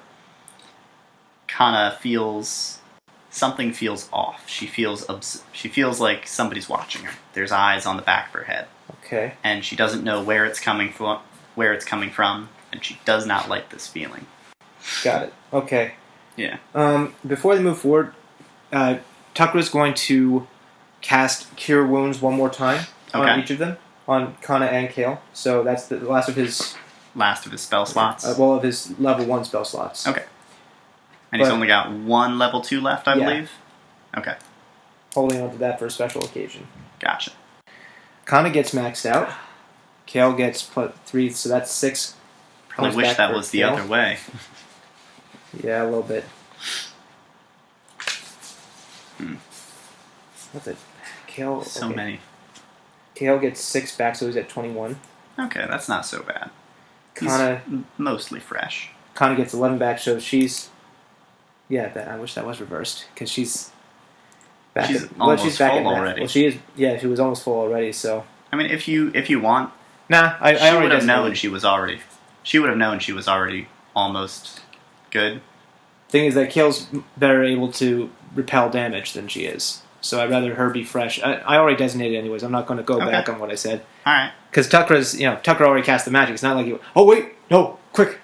Nope, magic's already leached into. Yeah, Kana. but this is something where Kana can be like, I don't need healing. What are you doing? Yeah, but Tucker. He's a little too caring for his own fatherly. good. He's like, oh yes, both of my babies need healing. Yes. All right, so the door's opened. With the minifigure, I just imagined just this big hulking, although more spindly than other Goliaths, he's just like this big, He's still huge, and he's just like, this big I can grab both of you at once. Yes. Pat, pat. But this big shirtless guy just going, oh, my babies need healing. Okay, Dad, put a shirt on. Man, I love Tucker. Me too. He's so silly. So the door opens, and you see... If this ever got turned into something cinematic, I would so want Dwayne Johnson to play Tucker. Dwayne Johnson. That would be pretty nice. So you see big cornfields, basically. These are rows of corn being grown. Oh, yummy. I like corn.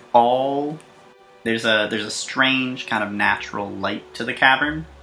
You don't need Kale's light spell to see, but it's not super easy to see. As you get close to the corn, you see that it's all blackened and withered on the stalk. Like, the stalks are still growing, but the corn within is all totally rotted away. Huh.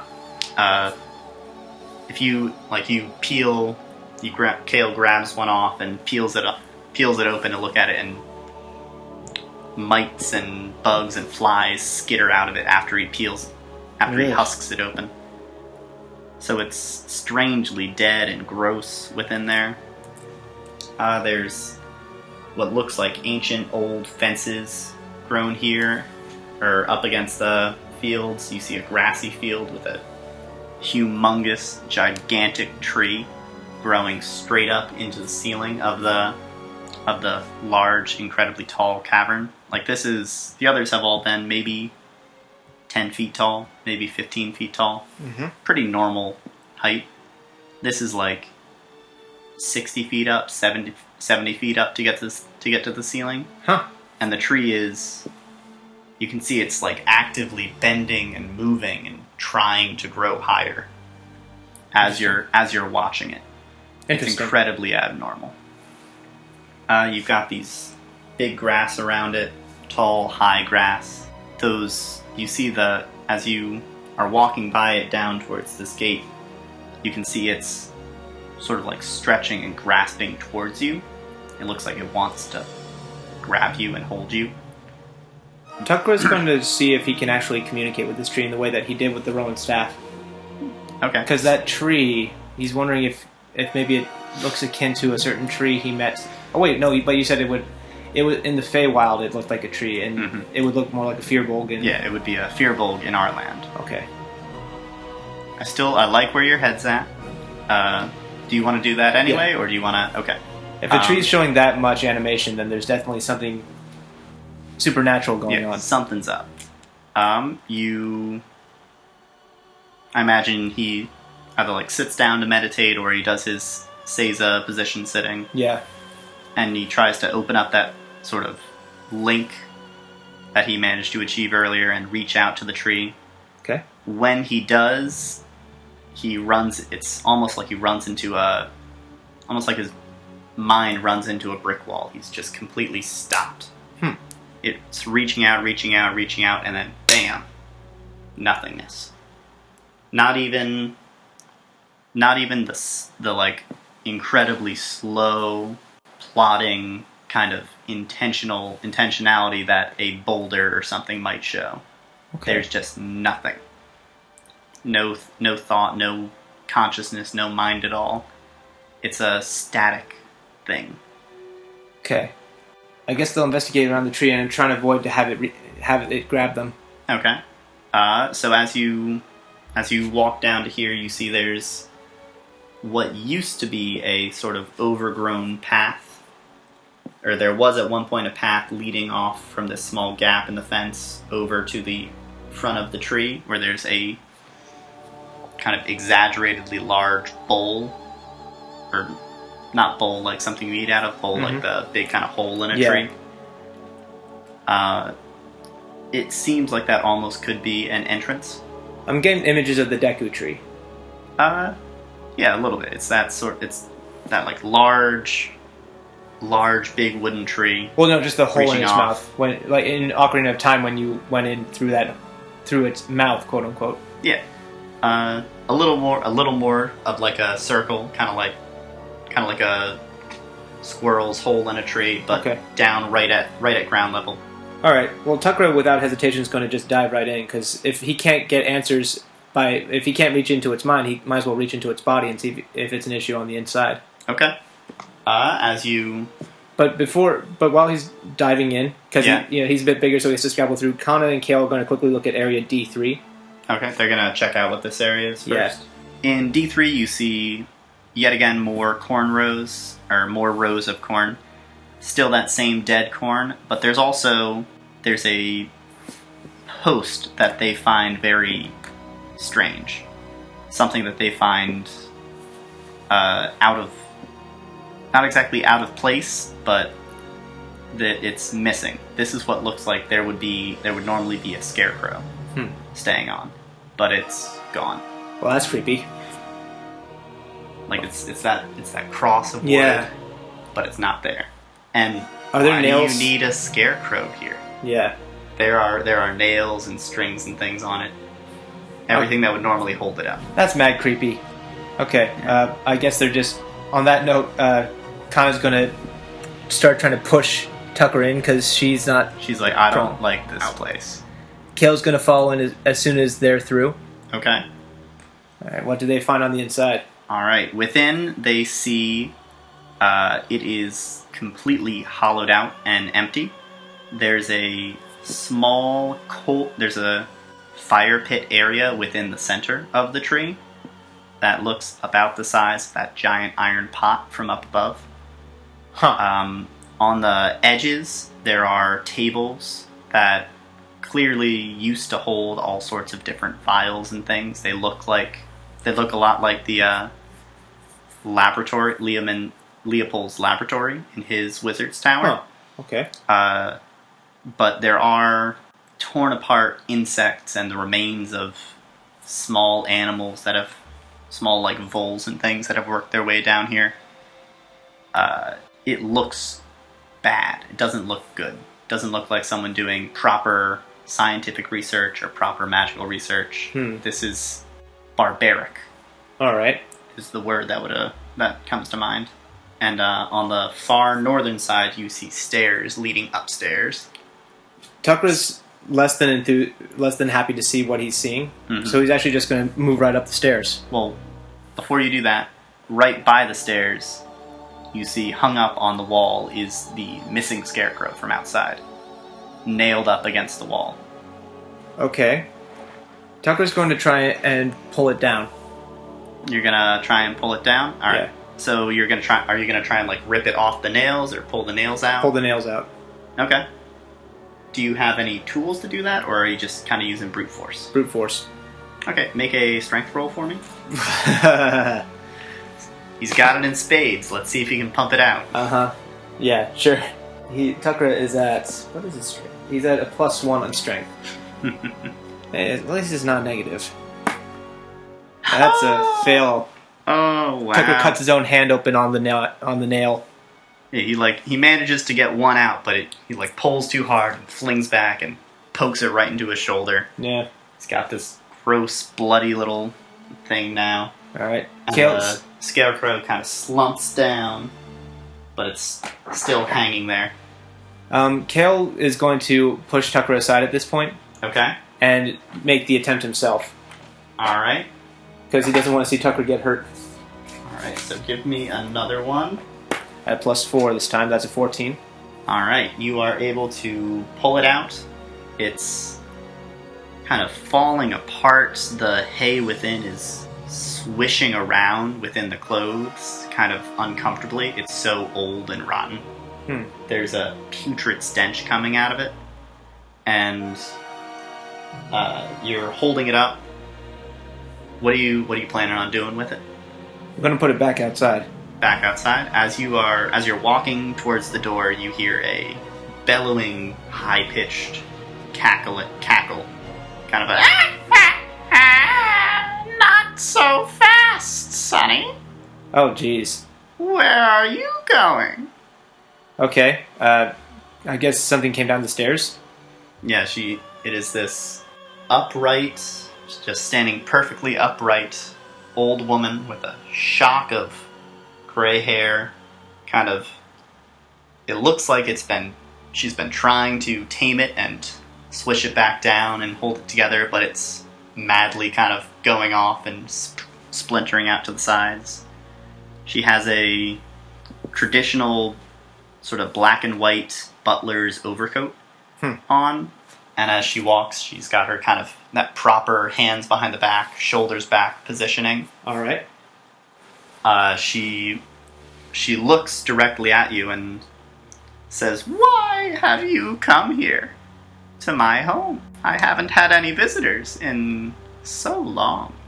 All right. Tucker is going to take the lead on this. Mm-hmm. Kale is in the back but he's got Kale and kind of both have hands on weapons. Okay. Because this woman... So Kale's Kale's got Scarecrow one hand. Axe. Or Scarecrow probably offhand. Axe. Ready to pull out his axe. Yeah, the thing is that they have enough evidence in this woman's laboratory to see that she's not all there. Mm-hmm. Something's wrong with her.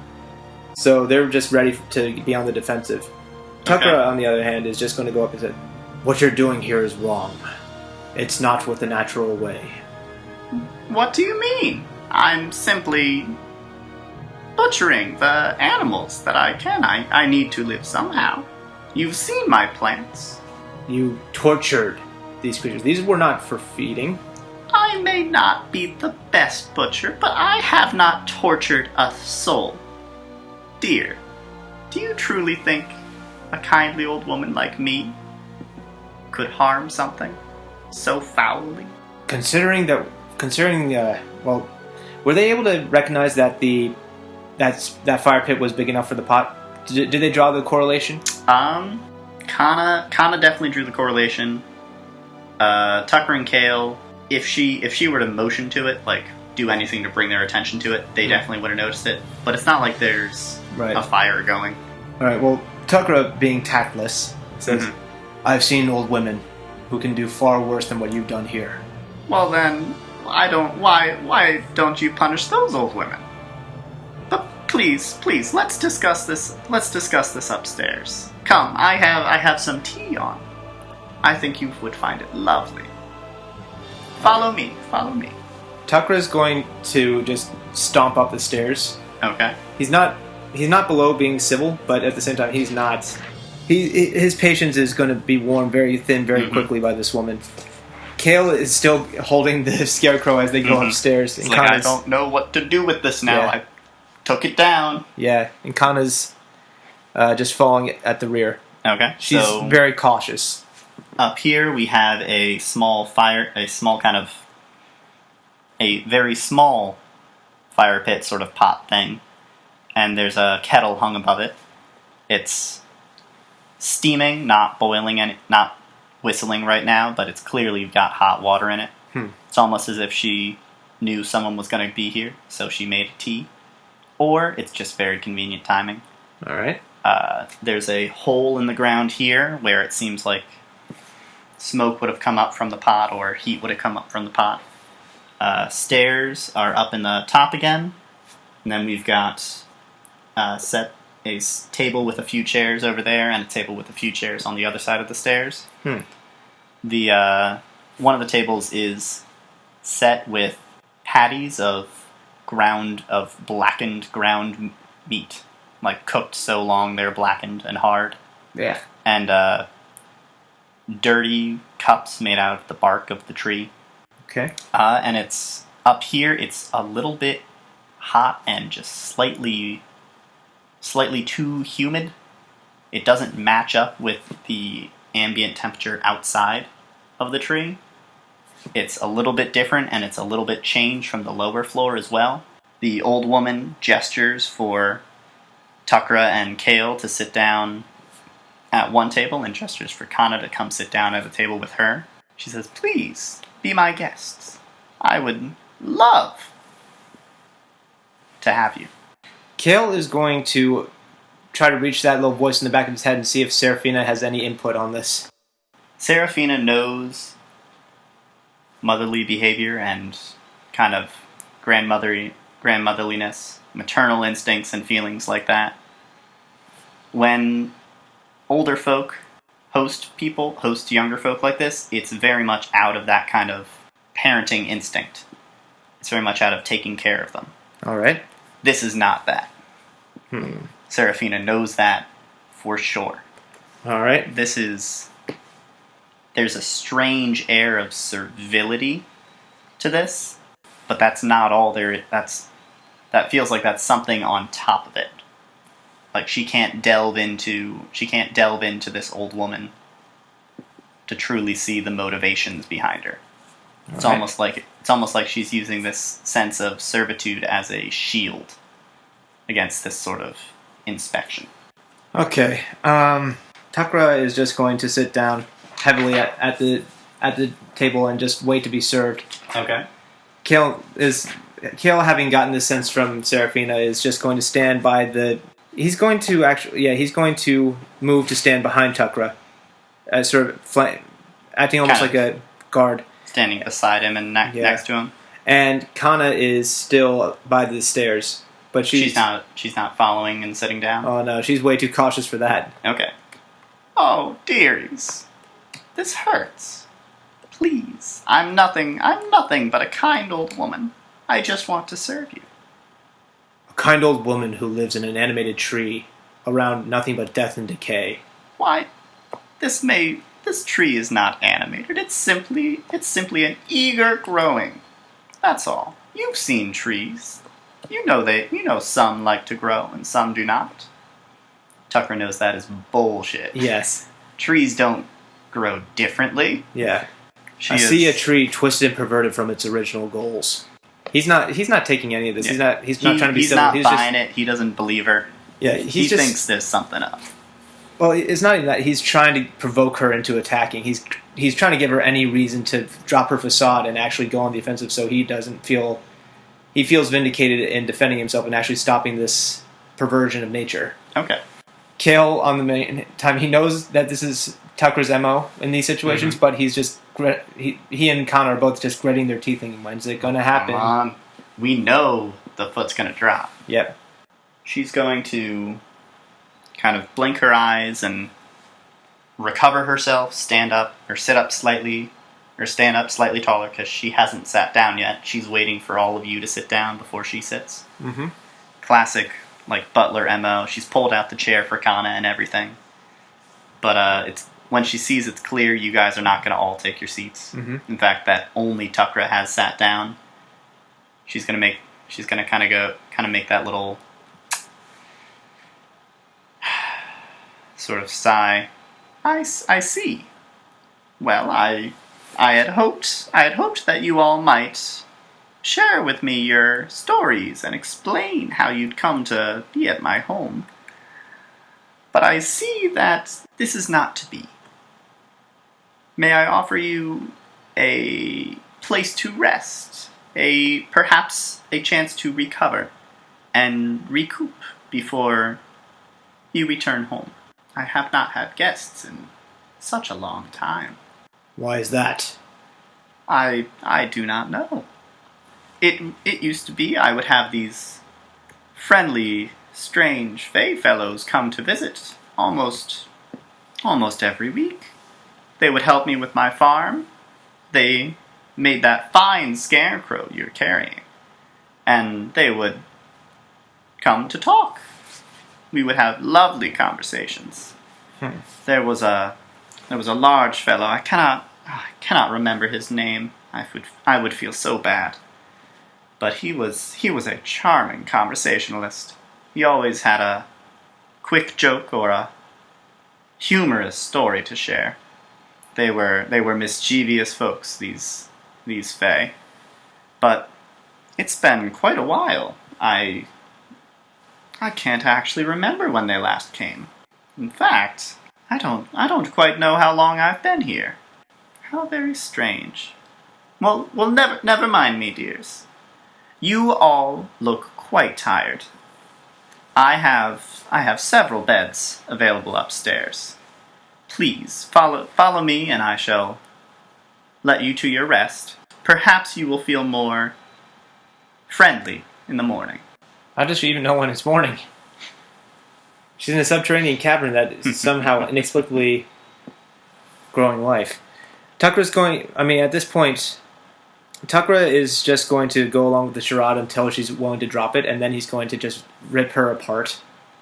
He's actually that pissed at having seen what happened to those animals. He's just holding it all in. Mm-hmm. Because he knows him going after her for no other reason than the surroundings. He's seen people do crazy things to survive. And to him, right now, it's just a matter of survival. It looks like it's a matter of survival, but he remembers the plants outside and how unbalanced nature seemed. Mm. So, yeah, whether or not how she prepares her food is her own thing. He's just looking for the final understanding of what she is, so that he can understand whether or not she is actually... Can make a choice whether she's just a mad old woman or something dangerous. Yeah. Let me actually make a small change here. Okay. There were supposed to be beds on this. 3 beds there. Okay. And then a larger one here. My dears, I hope you don't mind. They're a little bit small, but you big fellow, you may use this larger one. This is usually my bed, but it's the only one large enough for your frame. So if you would please, she kind of pulls back the sheets to allow you to climb into bed. Okay. She does the same for the other one, for these 2 small beds to allow Kale and Kana to climb in. Kale, in an attempt to make sure that she's not just going to just wig out on them, they're going to follow along for now. Okay. And what is Kale doing with the scarecrow? Putting it at the foot of his bed. At the foot of his bed? He's propping it up. All right. So he's going to, and actually, having heard that it was made by the Fae, he's going to actually, while she's doing the rounds for Tucker and Khan, he's going to whisper actually to the scarecrow. Mm-hmm. Please warn us if anything's going to happen. The scarecrow does not appear to move or do anything, or he's not expecting show any understanding. Yeah. If there was any chance, he thought he might as well try. It's a thing to try. All right. So the kindly old lady kind of pulls up the covers and covers up Tukra, pulls up the covers, covers up Kale, pulls up the covers, covers up Kana, gives a loving sort of pat to Kana's head. Well, rest quietly, dearies. Oh, what? Oh, I must have left the kettle on the fire. I'll be right back. Can I get you anything before I leave? Or before you rest? Tucker's just going to grunt and turn over in bed. Kale's just going to shake. Kale and Connor both just going to say, shake their heads and say, no, thank you. Well, I'm so happy to have you. He heads downstairs to take the pot off the fire. All right. What do you guys do after she heads down the stairs? Kana is going to have both of her knives at the ready. Okay. Underneath the blanket, over top the blanket, throw the blanket off. They're all tucked into bed right now. I think I'll have it that she's going to cast Levitate to make it so that So the blanket's like hovering right above her? Yeah, but so she can throw it off really quickly. Okay. She'll use her Genasi magic to be able to cast Levitate. Alright, no worries. Kale is just going to loosen the sheets, toss and turn, act like he's just having a fitful sleep. Tukra is just going to lay perfectly still, but he's chanting to himself, trying to meditate. He's trying to meditate, and sorry, what was Kale doing? He's just laying there. He's tossing and turning, trying to make it look like he's just a fitful sleeper. Okay, so a while goes by. They're not going to sleep. They're not going to sleep. No, they're not. Okay. I am not that dumb. It's taken some time. It seems you don't hear any sign of her. Occasionally you hear some bustling and stirring downstairs, rattling of dishes, that sort of thing. You hear her voice kind of muffled from all the way down on the bottom floor.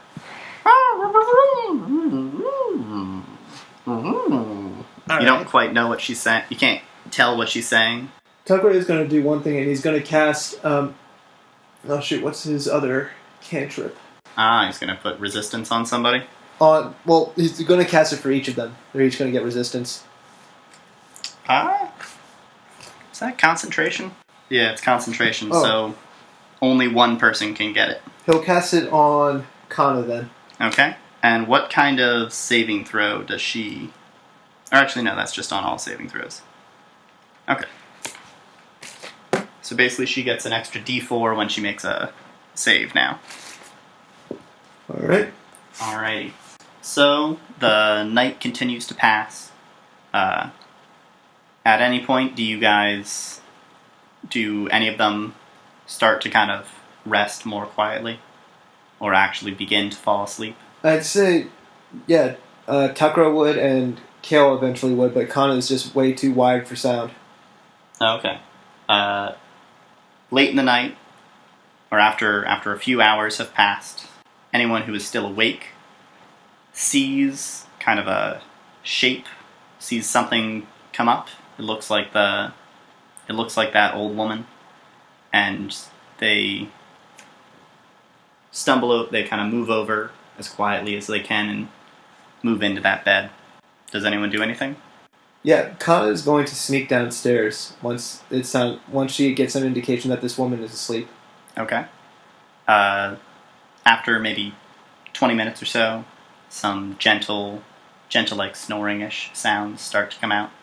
Alright, Kana's going to go back downstairs and thoroughly inspect the first and second floors to see what this woman's up to. Okay, and did you say that Kale and Tukra have fallen asleep at this point? Alright, so where is Kana going? Second floor. Second floor? Yeah. Alright, so she's down here, and she's investigating. Does she want to investigate kind of the cooking area, the tables? Cooking area. Cooking area first? Mm-hmm. Alright. So within sort of the ashes of the fire underneath, she finds split hooves. They look like goat hooves. Mm. And they're thoroughly blackened, and sort of the bones are disconnected and crushed.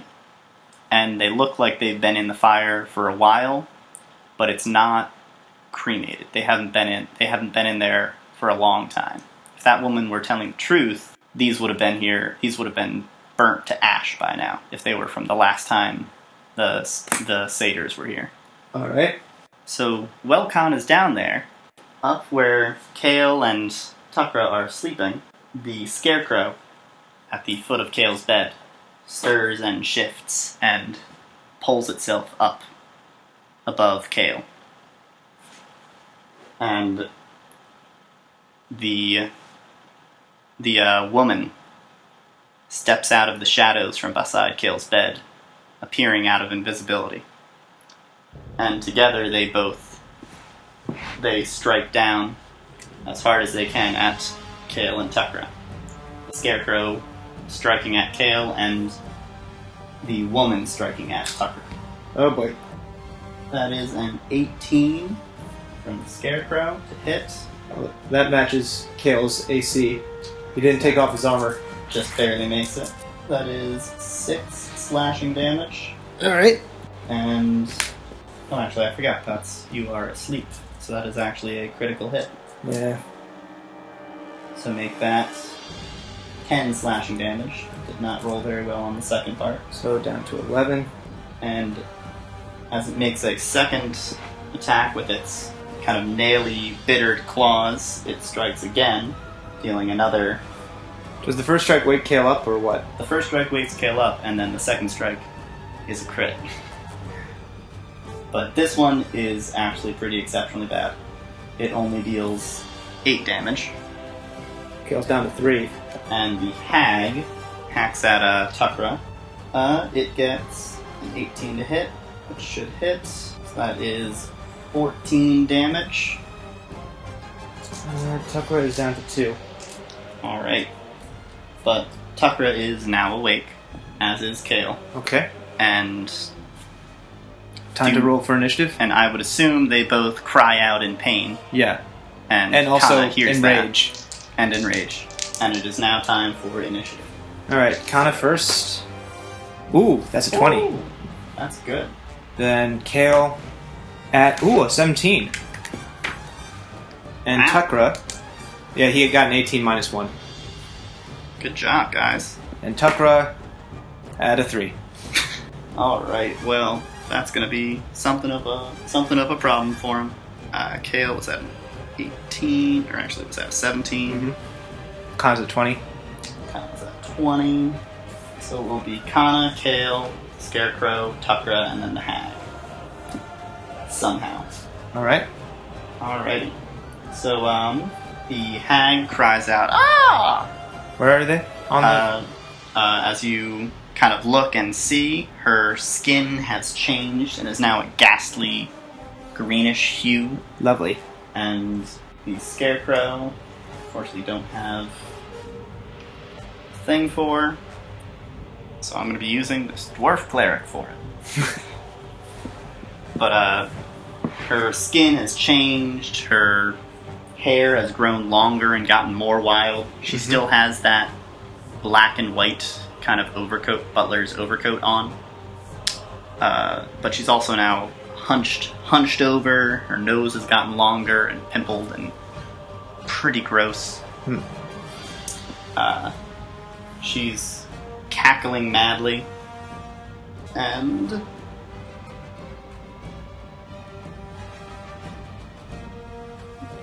that's fine. And she kind of just laughs and gleefully digs her hand around in the wound after she strikes Tukra, as he's kind of waking up and coming to his senses. All right. Now it is Kana's turn. She hears their surprise and horror, and I assume 5, leaps to their aid. 10, 15. Call it 10 feet to go up the stairs, give or take. So 5, 10, 20. 20, 25, 30. Coming in with a... Since it's the first action, she gets advantage, right? Because it's the assassination thing? It's advantage, and if she hits, it will be a critical hit. Alright. That's an 11. An 11? That does not manage to hit. Alright, she'll follow up with a... But that probably won't get the assassination thing, right? It will. Oh, cool. It's just you only get it once per round, so it's basically that's just saying there's no point in going fighter really high and then getting this as a fighter because you'll only get it one time. Right. No matter how many attacks you have. Right. But it's until you hit, you don't get it. What the heck? That's a 12. Alright, that is not good enough. Alright. So now it is Kale's turn. Kale is going to automatically trigger his, as a bonus action, his Necrotic Shroud. Okay. That's his scary to everything within 10 feet of him. What's his charisma? Charisma is 17, so plus 3. Plus 3. Alright, so that'll be a plus 5, so that's 13. So it's DC 13. Wisdom save from both of them. Alright, so the hag is frightened of Kale, and the scarecrow is also frightened of Kale. Actually, is the scarecrow... Scarecrow might be immune to frightened. Yes, it is. But the hag is frightened, and that's what's important. Plus now he deals an extra 3 damage on his attacks during his turn. And so Kale's going to stand up and he's going to strike at the scarecrow. Okay. So make your attack roll. Show me a crit. That's 13 in total. That is enough to hit. So roll your damage. Okay. 6 plus 4. So 12 damage. Huh? 13? Plus oh, right. 3 Plus for the your necrotic damage. Alright, now it is the scarecrow's turn. The scarecrow cries out in a screeching, torn, pained voice. And it swipes at Tukra. Tukra? Or not at Tukra, at Kale. At Kale. And the hag, you see her quickly turn at the shriek from the scarecrow and mutters some insidious, evil-sounding words and points at Kale, distracting him and making his ability to defend himself just slightly worse. He's aware and thinking of the hag the whole time, but he is still able to defend against the first swipe of the scarecrow, but the second one manages to barely break through his defenses and deals 5 slashing damage to him. That brings Kale down to -2. Oh, he's downed? Yep. Yikes. What should I use my... I should have used Second Wind. Didn't you use your Necrotic Shroud, though, as your bonus action? Oh, yeah. Yeah. Alright, but hopefully he gets to get up, because it is now Tukra's turn. Well, doesn't the hag have to flee first? No, she just can't move towards you. And her attacks against you will have disadvantage. Okay, so Tukra's action is going to be to use his last second spell slot to cast Healing Word on Kale. Alright. Okay, how's Healing Word? Healing Word is ranged, and that's with D4s instead of D8s. Okay. But it'll be everything else will be the same. So you'll be doing 2 D4s plus your spellcasting modifier. Right. 3d6, that's 9 health. Alright, so Tucker gets back, Kale gets back 9. So he's at 7. Well, actually, 5th edition doesn't actually do the negative health thing. Oh. It just goes down to unconscious. Okay. The only time negative health matters now is if you get your maximum health in negative down below 0, that's when you instantly die. Right. So he's at 9? Yeah, it'll be at 9. And is he awake, or...? Yes, he's up and still fighting and ready to go. Awesome.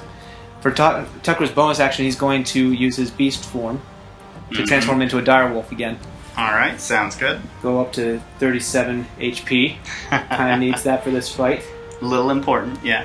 Alright, now it is the hag's time to go. She is frightened of the... Is his necrotic shroud still active? I think so, yeah. Okay. I don't think it has something about until he's incapacitated. I'll check that some other time, though. She is now frightened of Kale. She wants to move away and avoid him. She's going to... Oh, so Tucker's up, but he's also a direwolf on a bed. He's also a wolfy man, standing up on a giant bed.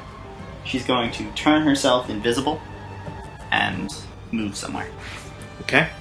Now it goes up to the top of the order. It's Kana's turn. Kana's gonna shift and attack the Scarecrow. Okay. So go ahead and make a plain old attack. 23. Alright, that'll be a hit. So roll your damage and your sneak attack. That is 6 damage plus 3. It's 9 damage. Unless the Damage. Scarecrow's Fey. Nope. Oh, sorry, it would be 10 damage because of the cold. Natural cold of the dagger. Now it is Kale's turn. He's gonna swing down onto the Scarecrow. Okay. Make your attack. Okay. I really wish I'd saved a slot so I could use Hold Person on that stupid hag. Come Would on. be nice. Crit roll, crit roll, crit roll, crit roll.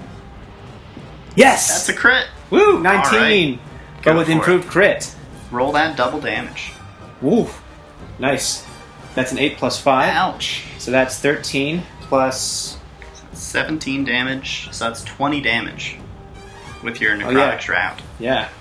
Alright. Nice. Finally, Kale's doing work. The Scarecrow is cleft in twain. You split him right across that weak center seam of his shirt. All that rotted, gross stuff pours out of him and pools on the floor, Lovely. leaving a black smudge staining the bed sheets a little bit. It is now Tucker's turn. Tucker's going to use... he's going to try and use his sense of smell to track down the hag. Alright, make Perception a check? perception check. With advantage, right? Yep. Oh my gosh. That is terrible. It's a 9 at max? He is not able sorry, to track 8. it down. Okay. The scent of her is everywhere, all Okay. about. He's going to move to block the stairs at least. Alright. And he's growling the entire time. Actually, that's fine. That'll take a moment. After, with the Scarecrow having been destroyed, you start to feel gentle tremors within the tree. It starts to kind of shake and twist, and it's getting progressively more and more violent as time goes on. It seems like it might be a good idea to start trying to get out. But Tucker has shifted, and I assume he's trying to block the stairs, trying to get in the way. Yeah. Alright, I'm going to put it right on top of the stairs. She tries to swipe at him and attack, trying to hurt him and move him out of the way. She's able to land a hit, dealing 13 points of slashing damage to him. Yikes. Tucker's down to 24. And she cries, "You fool! We must leave now!" Yeah. She's not very happy right now. But now it Tucker's growling at her because she just stabbed him in the throat while he was asleep. Alright, and now it's back up to Kana's turn. Kana's going to shift over and she's going to try and attack while she's within 5 feet of Tucker. Okay, so go ahead and make your swipe, make your attack. 18 plus 5. That will be a hit. 23. Nice. Sneak attack. Ooh. That's a good one. Yeah. It's 6 plus 5 plus 2. That's 13 plus 3 is 16 plus another 1. That's 17 damage. Alright. She's going to follow up with a secondary dagger attack. Okay, go for it. That one doesn't get sneak attack if it hits, right? No sneak attack, that's right. 17 plus 5. That'll be a hit again. So roll your 1d4. Not plus 5? It doesn't get the damage just mod. damage, it doesn't get the modifier. So this is just 5. a straight 1d4. Right. So, yeah. A little extra damage here. That is a 2. more. That's something. Alright. Alright, after Kana swings against her, a particularly violent tremor hits and everyone kind of loses their footing for a moment. No one falls down, but the tree is clearly swaying and moving. And the woman cries out again, "We must leave now! We're going to fall!" And then it's now Kale's turn. Okay. Upon hearing that, Kana's actually she's going to come up with an idea, and she's going to force the blanket that she had levitate to go out the window, if there's a window. There are no windows. Okay, she's going to have it at the ready, though, because... Just around her, near her? Okay. Kale, on the other, I wanted to have the cinematic, sorry, why do I keep using cinematic? But this dramatic idea of she's screaming at them that we need to leave now, and then she just feels this cold shudder down her spine as Kale walks around with those black skeletal wings, and she's just bringing up her arms to protect herself as he brings up the axe and brings it down towards her. Swipes straight down on her? Yeah. Alright. That's a 13 plus 6 is a 19. That'll be enough to hit. Alright. So that's not a crit, but still. Okay. Every little bit counts. Yep. So that's a d8. That's 5 plus 4 is 9 damage. Plus 3 from his necrotic. So 12 damage. Alright. She, the swing hurts her, and she kind of folds in upon herself, shrugging even more than she is before. And she turns and simply, steadfast in her kind of focus, she attacks Tukra again. I thought Tukra went before the hag. Oh, you're right, Tukra does go before the hag. Sorry about that. That's all right. Almost skipped Tukra. And he gets to attack with his... He has advantage right now, right, because of the pack tactics. I'll take the 11. 11 plus 5 is 16. Does not manage to hit her. Dang, Tukra. Her garbs and garments just seem to sort of refuse your fangs as Tukra bites towards her. Alright. Now, or rather, does he want to do anything? No, he's staying steadfast. He's making sure this lady does not leave here alive. Okay. So, Tukra has tried to bite her again, and it's not been able to pierce through her strange Majordomo-esque clothing. Not even armor, just clothing. And the tree is now... There's a clear and definitely sensible back and forth kind of feeling. It's unsteady in a way that maybe during a typhoon, a tree this big might be unsteady like this. There's no wind right now. It's just something's up with it. Ever since the scarecrow has died, it's been moving and twisting and creaking and making unpleasant noises. Very much tree falling down noises. Alright. Paired with the hag yelling, "We have to get out," it seems like that might be an expedient course of action. Or, this could be a trick. Yeah. Hags are tricky. But she's turning and steadfastly attacking Tukra, doing her best to harm him. Tukra's thick fur is able to turn aside her claws as she tries to dig back into the wound she dealt him earlier. She cries out, "You fool! You're going to kill us all! I want to live!" Make a wisdom saving throw for me. Okay. On Tukra? Well, he's got wisdom saving. He's got plus 5. That's a 15. Alright. Her harsh, cruel words roll off your back like water off the feathers of a duck. Alright. And there is Tukra will never be a duck. effect. I'm He sorry. should be a duck sometime. I think he would love being a duck. Maybe. He'd be one big duck. I don't know if I have stats for duck, but I will make them if I need to. Nice. Alright, and we're back up to the top of the order with Kana. But he would have to be at the 3rd tier, right? Because ducks can swim. There are no swimming animals allowed. That's right. Ducks would have such a slow swim speed too. They'd probably have like a 5-foot swim speed. Yeah. Don't they have a fly speed? There we go. They'd Yeah. have like a decent fly speed. Yeah, true. Alright, anyways, Kana will attack.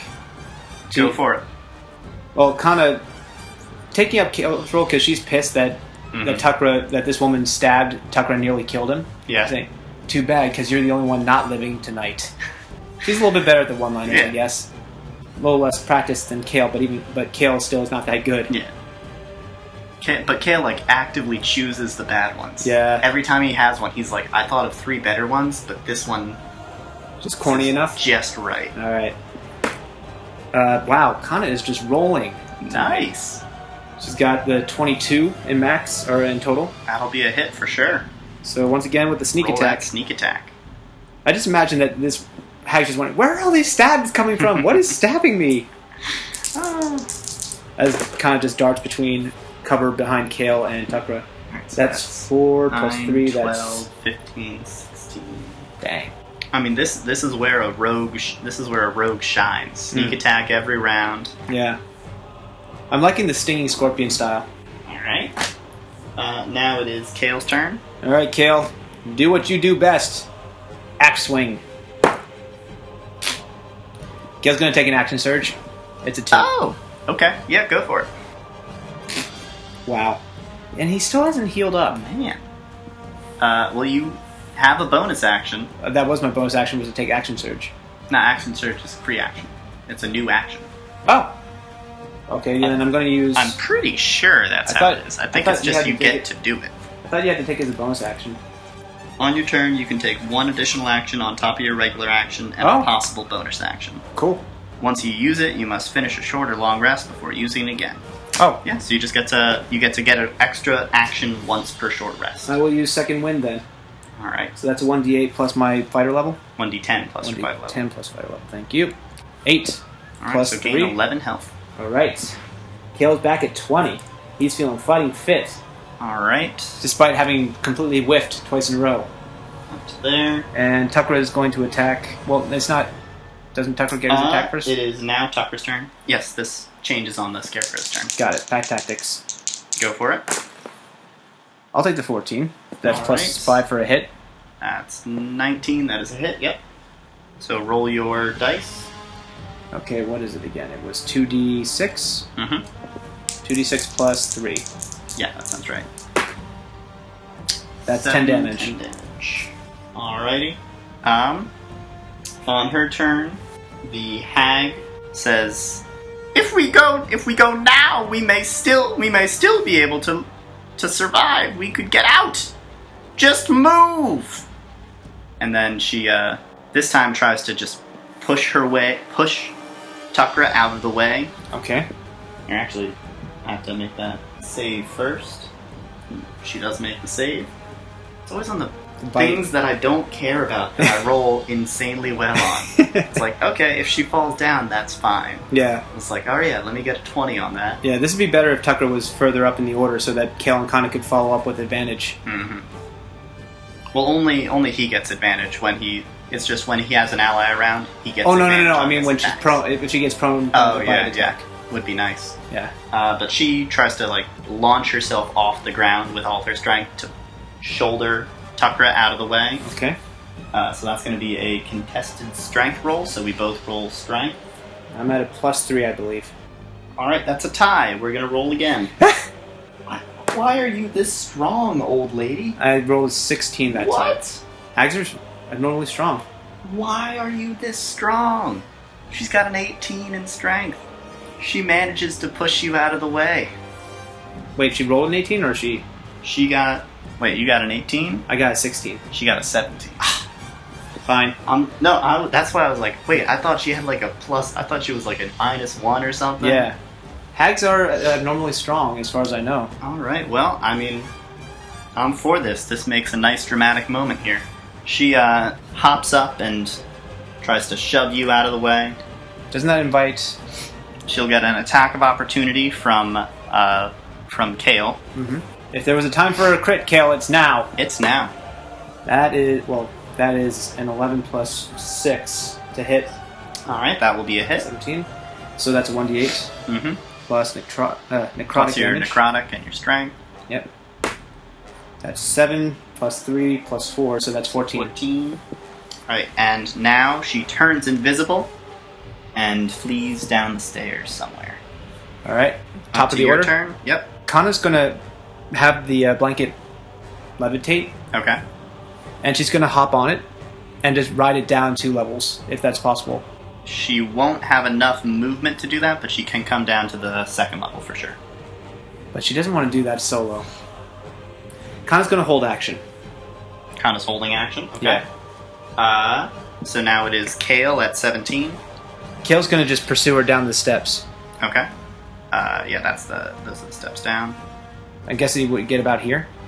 He was right there. 5, so 5, 10 onto that square. 20, 20, 25. He could take one 30. more step. He's going to try and get to the stairs because he's guessing this woman's trying to get out. Okay.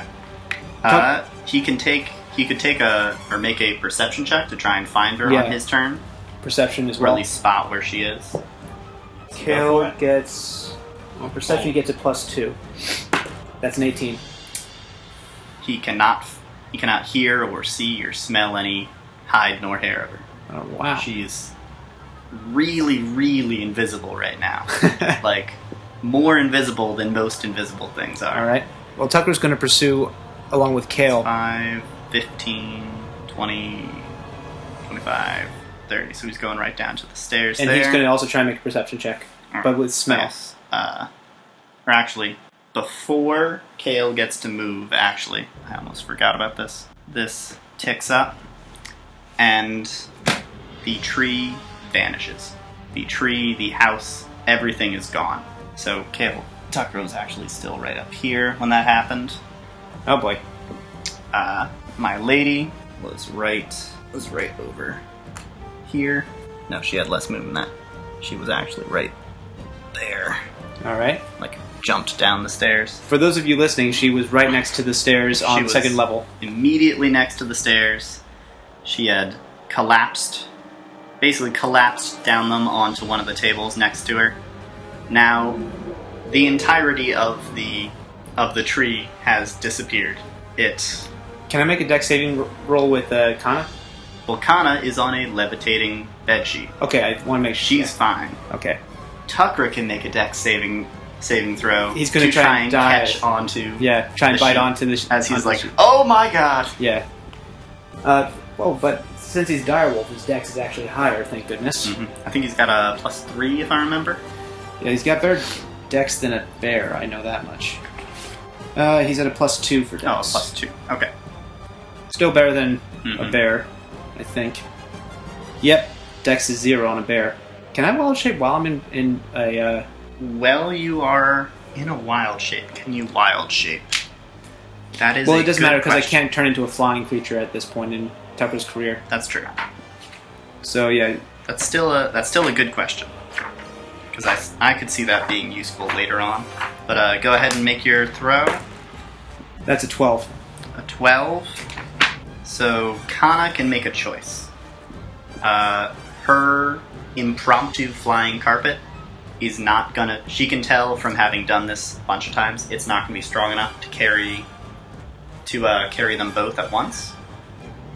If she reaches out to try and help save Tukra, it will probably fall down.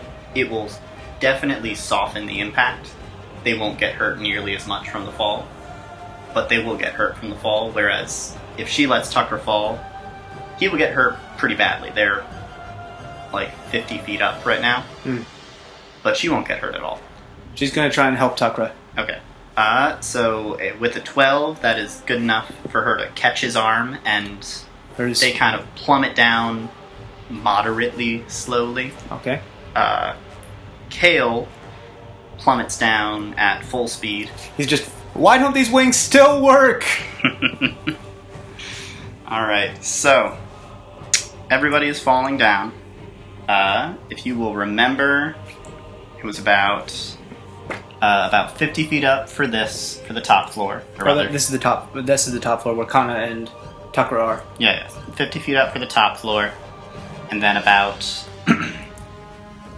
did about 10 feet. We did 10 feet for stairs. Yeah, we'll just call that. We'll call that. So 50 feet. So he's got 40 feet up.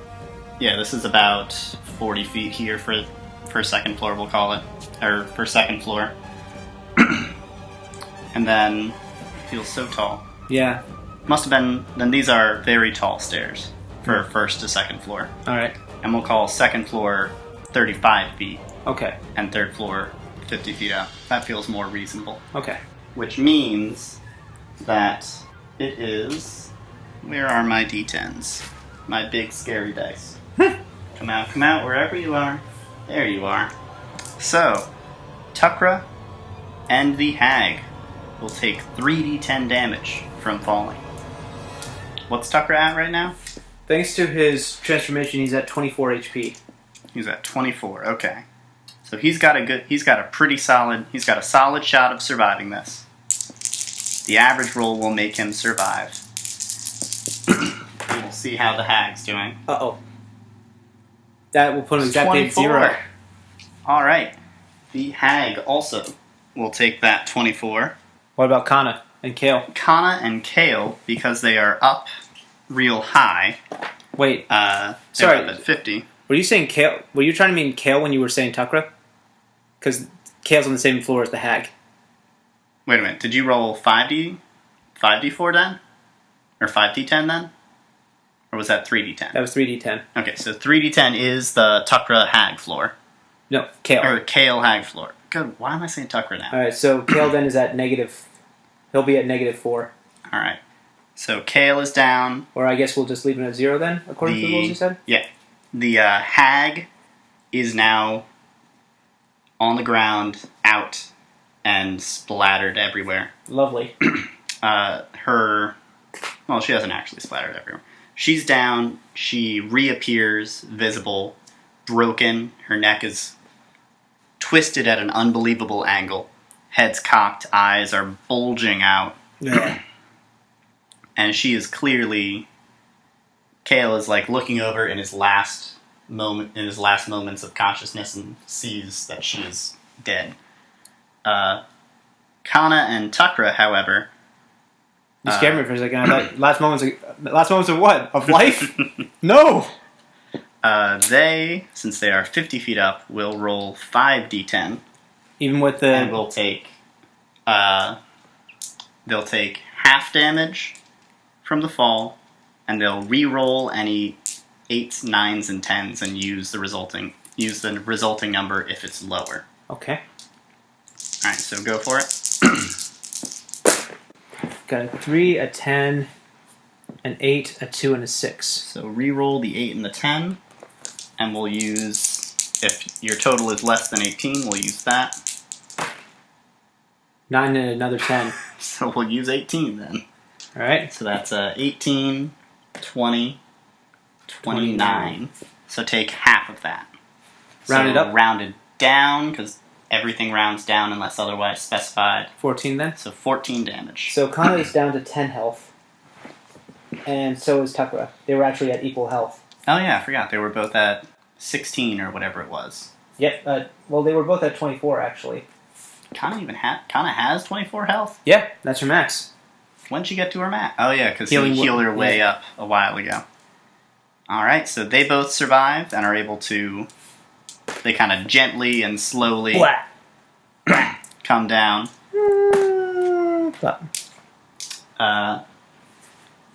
The garment that the hag was wearing is strangely undamaged from the fall. It's unblemished from the blood and from the slices of your weaponry. The butler outfit? The butler outfit. Huh. It's very conspicuously clean still.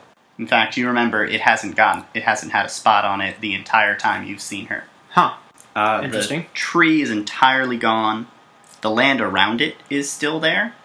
The grass, like the reaching grass and the dead corn and all that, is still there. The remains of the scarecrow collapse slowly, are kind of willowing back and forth, falling down to the ground.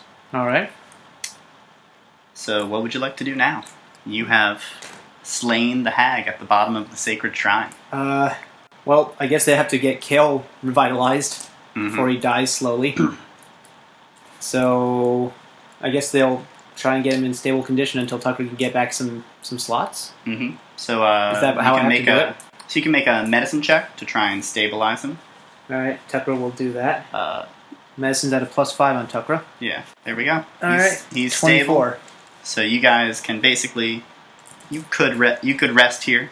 You've slain it. You don't sense any other life around you other than the still kind of willowy, reaching grasses and things. There's nothing here. It's all, with the tree gone, it's just a blank, flat piece of ground and dirt. Alright. Yeah, they're just going to wait until Kale's healthy enough to travel.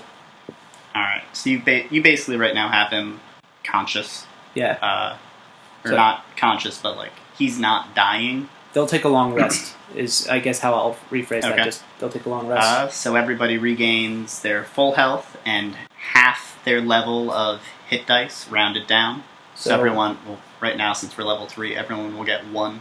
Killed at 31. Are we going to just say that Tucker should Tucker be using a healing spell to get Kale back up? Because that seems kind of convenient that he just goes back to full health. Well, after a long rest. Oh, okay. If anything else had been here, Right. he would be unconscious right now. He would be not making death saves, but he'd be up for him. Right. Oh, and Tucker actually still has all those because all he did was use his direwolf forms. Mm-hmm. So he gets. Does he have all 3 of them? Yep. All right, then yeah, nice. He's still at full hit dice. Kale definitely came out the worst in this one. Yeah, he got hurt A lot. badly. That's his point as the fighter, right? Mm-hmm. All right, so Kale's up and about again. Kana's very relieved, and so is Tucker. Kale is actually also very relieved because... Mm-hmm. And maybe Seraphina? I don't know. Come on, Seraphina's happy. Kale's like her baby. Oh, okay. There's no other noticeable items. Everything else has disappeared with the tree. Is there anything else important? While you were resting, kind of the waving of the grass has sort of slowly over time calmed down and rested, and now it's just wilting, falling down on the ground. All right. It seemed like somehow there was a connection to the hag, and she was sustaining this place with something. Okay. Well, I guess... Well, Kale's a little bit low to just remove a hag's clothing, because that's probably an image that would scar him for life. Tucker is sort of the same mentality, and Kana... Yeah. No, they're all agreeing that that's... They're going to leave it. They're going to leave the... Oh, no. They're drawing straws. Oh, they're figuring out who has to do it? Yeah. Okay. I'm going to roll a d6. Okay. 1 or 2, it's Kale. 3 or 4, it's Tucker. 5 or 6, it's Kana. Okay. This is going to be hilarious. Oh, it's Kana. It's Kana. So, Kana's just going to go over and huff, and Kale and Tucker are just going to turn around and not look. While all they hear is ruffling and scrabbling as Kana is just... And grunting as Kana's having to turn over the hag to be able to just wrench this... To pull the thing off. Wrench this outfit off her body. Ugh. I assume there's some retching and there's some Yeah. Oh. Because hags, they're just covered in pustules and welts. Yeah. Gross things. They probably don't smell that good. No. That outfit might need a wash. Definitely not their innards. Oh no, the outfit is sparkling clean. Oh. It never gets dirty. Does the thing just have a natural prestidigitation on it? Oh, it has much more than that. Nice. Okay, well, I guess Kana will try and lay claim to it since she's the one who had to remove it from the body. Okay. But of course she's also got her Glimmer Fae vest, so she'll probably just say that because she wants to piss off the guys since they I took it off, it's mine now. Yeah. Let's draw straws again, says Kale. And Tucker's just gonna laugh. Just that big, deep, booming laugh. All right. So you have obtained that fancy butler's vest. Can Tucker do an Arcana check, or can somebody do an Arcana check on it? They can spend some time examining it. We can say this happened like partway through the long rest, or we can chill for a little while before heading out again to figure it out. Okay. Let me pull this up for a moment. So this is the Steward's Mantle. It's a black and white overcoat, and wearing it imparts an air of servility and trustworthiness to whoever is wearing it. While you're wearing this, you feel a strong desire to have a reputable, clean, presentable image. Hence the hag's appearance of having her hair, trying to keep it back. She cleaned up her skin with her magic. She had her nice posture, all that. Mm-hmm. Whoever's wearing it has these same urges to look presentable, to look like a steward. It was once owned by the major domo for a renowned wizard, and it has absorbed the specialized housekeeping magic of that magical steward. Huh. When wearing this, or when attuned to this garment, there we go. While attuned to this garment, you know the spell Leomin's Tiny Hut, Nice. And when you cast this spell, instead of a dome of force, you create a home that actually fits within the confines of that dome. Huh. So normally this would be like a fairly small house, like a 10 foot by 10 foot, 10 maybe 15 foot tall house. But so maybe like a log cabin almost. yeah, a small cabin or a small, like a tent or something, and you have control over the appearance of it. You have control over what it's made out of. You have control over how it's shaped, kind of the architectural style of it, and the decorations and things within the house you have control of as well. So you can decide, are there tables, are there chairs, are there beds, is there a fireplace, is there a giant cabinet of swords. Of course, anything that leaves the house instantly disappears, but you can decide it's there. And obviously, magical items and things won't appear or won't function the way they're supposed to if you conjure them with this, but you could still say, I want 1,000 healing potions. They would just end up being like red Kool-Aid or something. Right. Or just wine. Yeah. And when you cast the spell, you have to designate a master of the house. And as long as you are within the house along with the master, you're able to take the help action to aid that creature on each of your turns as a free action, and are able to use your reaction to use the help action on that creature as well during its turn. Okay. And when the master of the house leaves the house or is slain, the house disappears. So the master of the house this time was the Scarecrow. So after the Scarecrow died, it took a few moments because this was kind of a powered up. Over time, the hag had slowly increased her knowledge and mastery over the spell, and had expanded the confines of it and changed the shape of it. So she was able to hold on to it for a little while longer. But then it disappeared because the master was gone. Got it.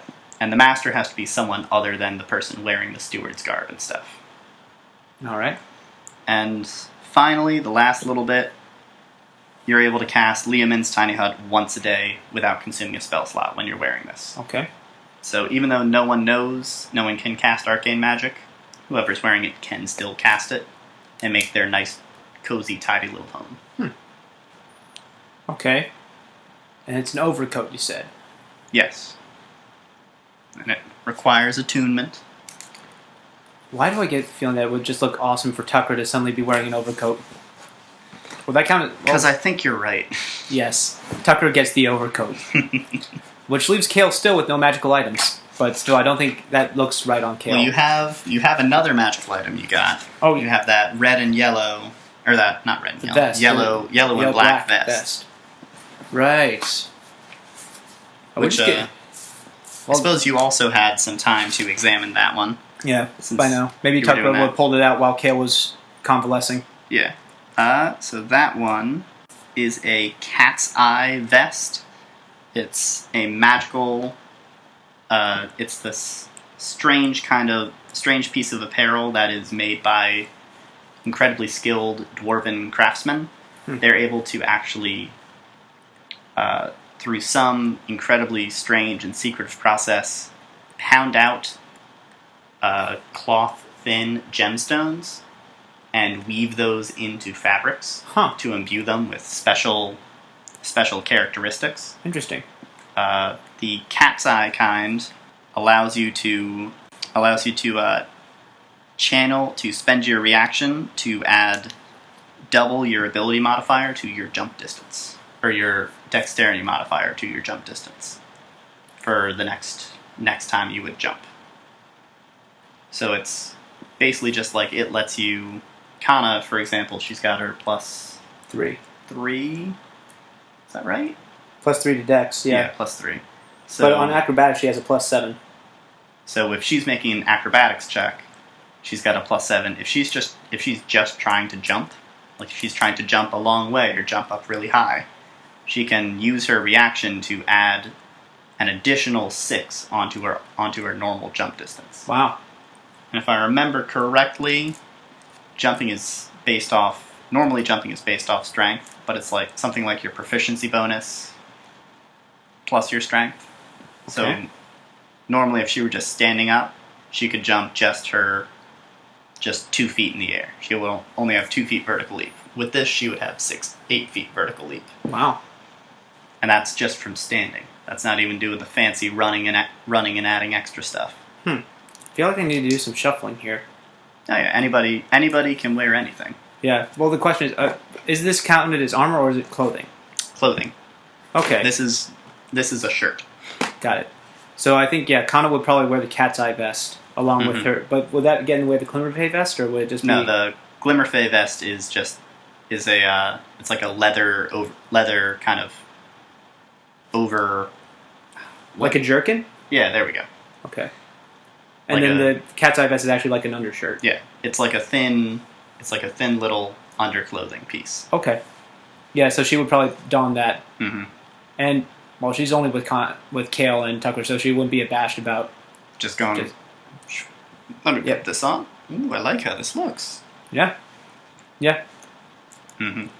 All right. Sounds good. So and that... Tuckra, I guess, gets the butler's overcoat, which would actually fit over his muscles, or as he tries to put it on, it actually kind of stretches and conforms to his shape and stature. Nice. To fit him properly. Very nice. Maybe a little tight, but as it attunes to him, it actually starts to mold.